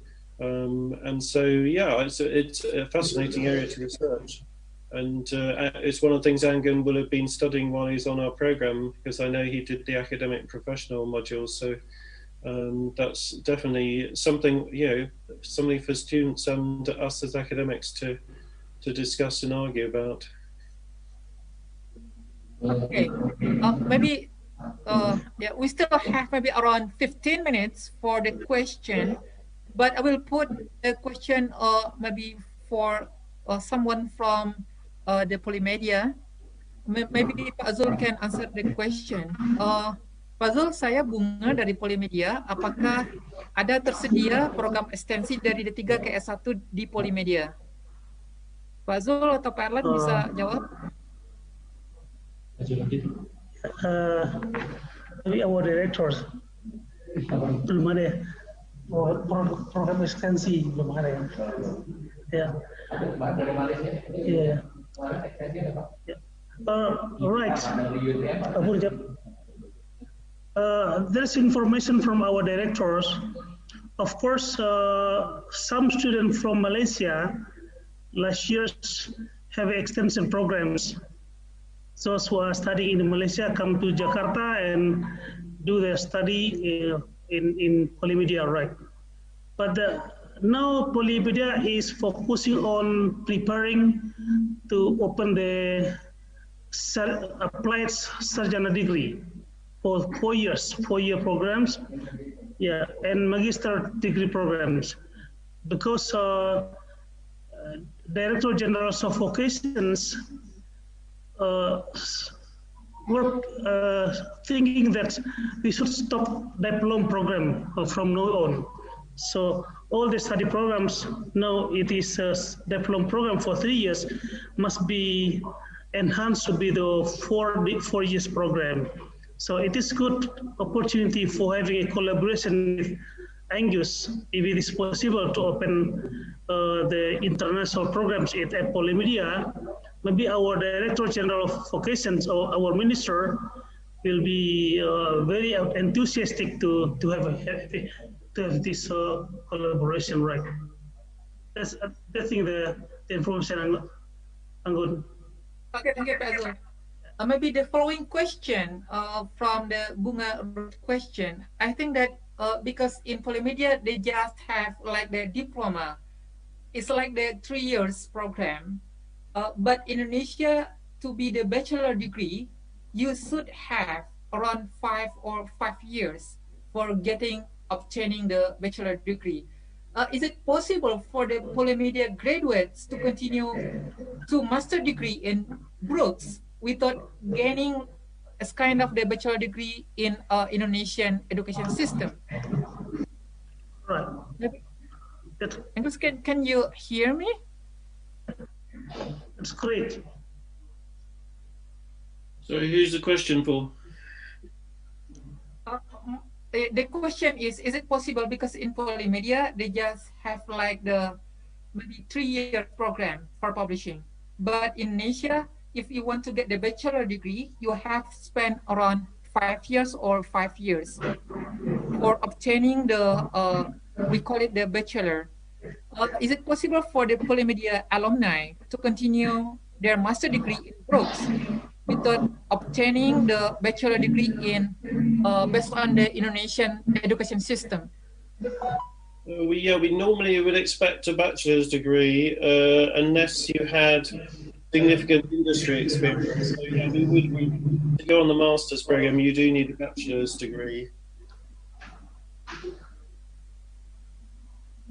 Okay, the next question, which is the genre is the bestseller during this pandemic in UK? That's a good question. Children's books have been doing well. Parents buying books for children. But in terms of fiction, we're seeing a bit more of a literary fiction's been having a difficult time over the last few years, I'm not sure. It tends to be more genre fiction, like detective thrillers, that kind of thing that's been doing well during the Corona times. But we have a lot of new books coming out this fall. It'll be interesting when we get to Christmas to see what the bestsellers have been. There's been a very popular book by a social media influencer about cleaning, and her memoir has just come out and has shot to the top of the bestseller lists. We've also got books by J.K. Rowling, writing as Robert Galbraith, a thriller. She went to the top of the bestseller list. And then David Walliams, who is a very popular mid-list children's author. He's got a new book out, I think, and which is doing well. So children's has been a big success story in the last few years. Okay, the following question from Mbak Bunga, because I misunderstood about her question previously.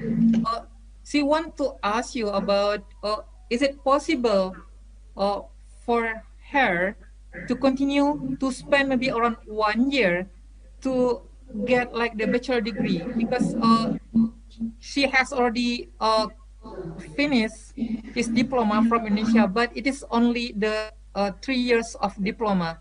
Is it possible for her to continue her study in Brookes just 1 year for obtaining the bachelor degree of publishing in Brookes? That's a good question. I don't know the answer. We'd have to look at her credits and what her studies are, whether she could do the final year of our BA program. So we'd have to do that on a case-by-case basis, I think. Okay, thank you, Angus. We still have 5 minutes. I don't know, we got so many questions, and all of the questions for Angus Phillips. Okay, thank you very much for sharing about so many information about the publisher and also about the publishing program in Brookes University. Okay, maybe. Can I have one more question, Angun, before closing statement from the directors. Angus, all right. I would like to ask you one thing, right, Chef?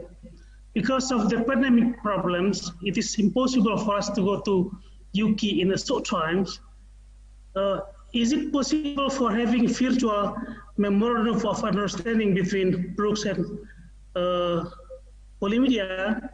Or if it is possible, I would suggest you to have a next webinar internationals by inviting maybe a lot of rectors or maybe the head of university program in Indonesia. Yeah.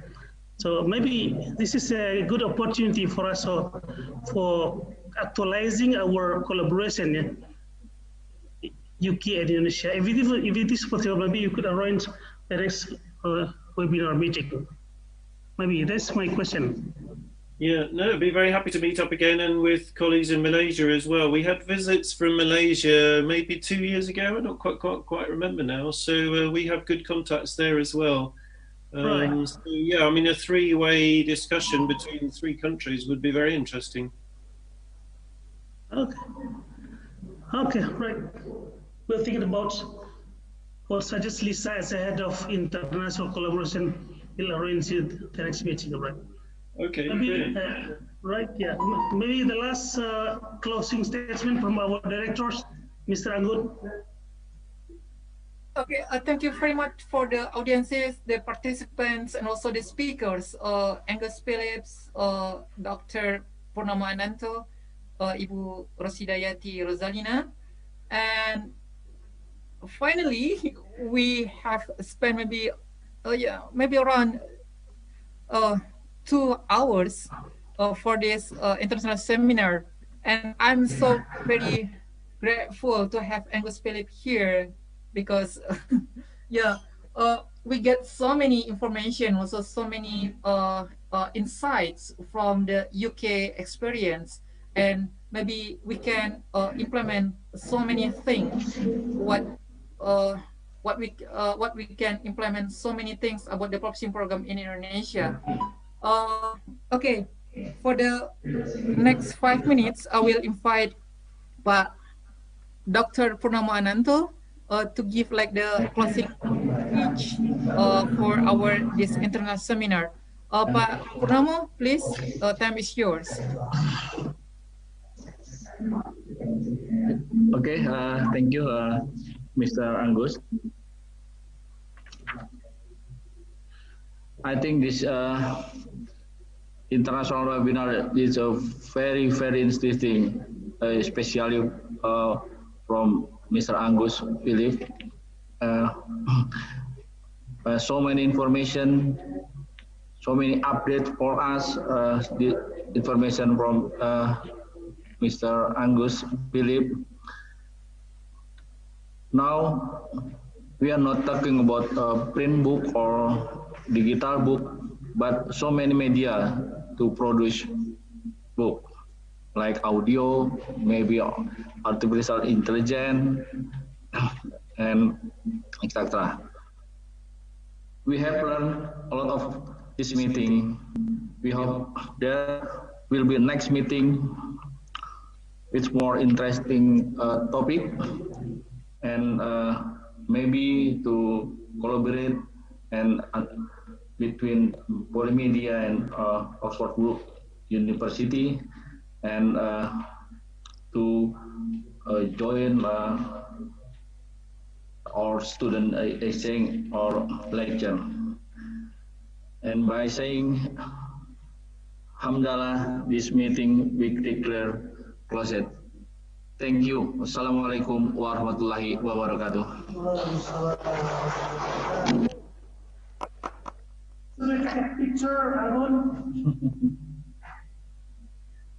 Thank you very much for inviting me. Thank you, everybody.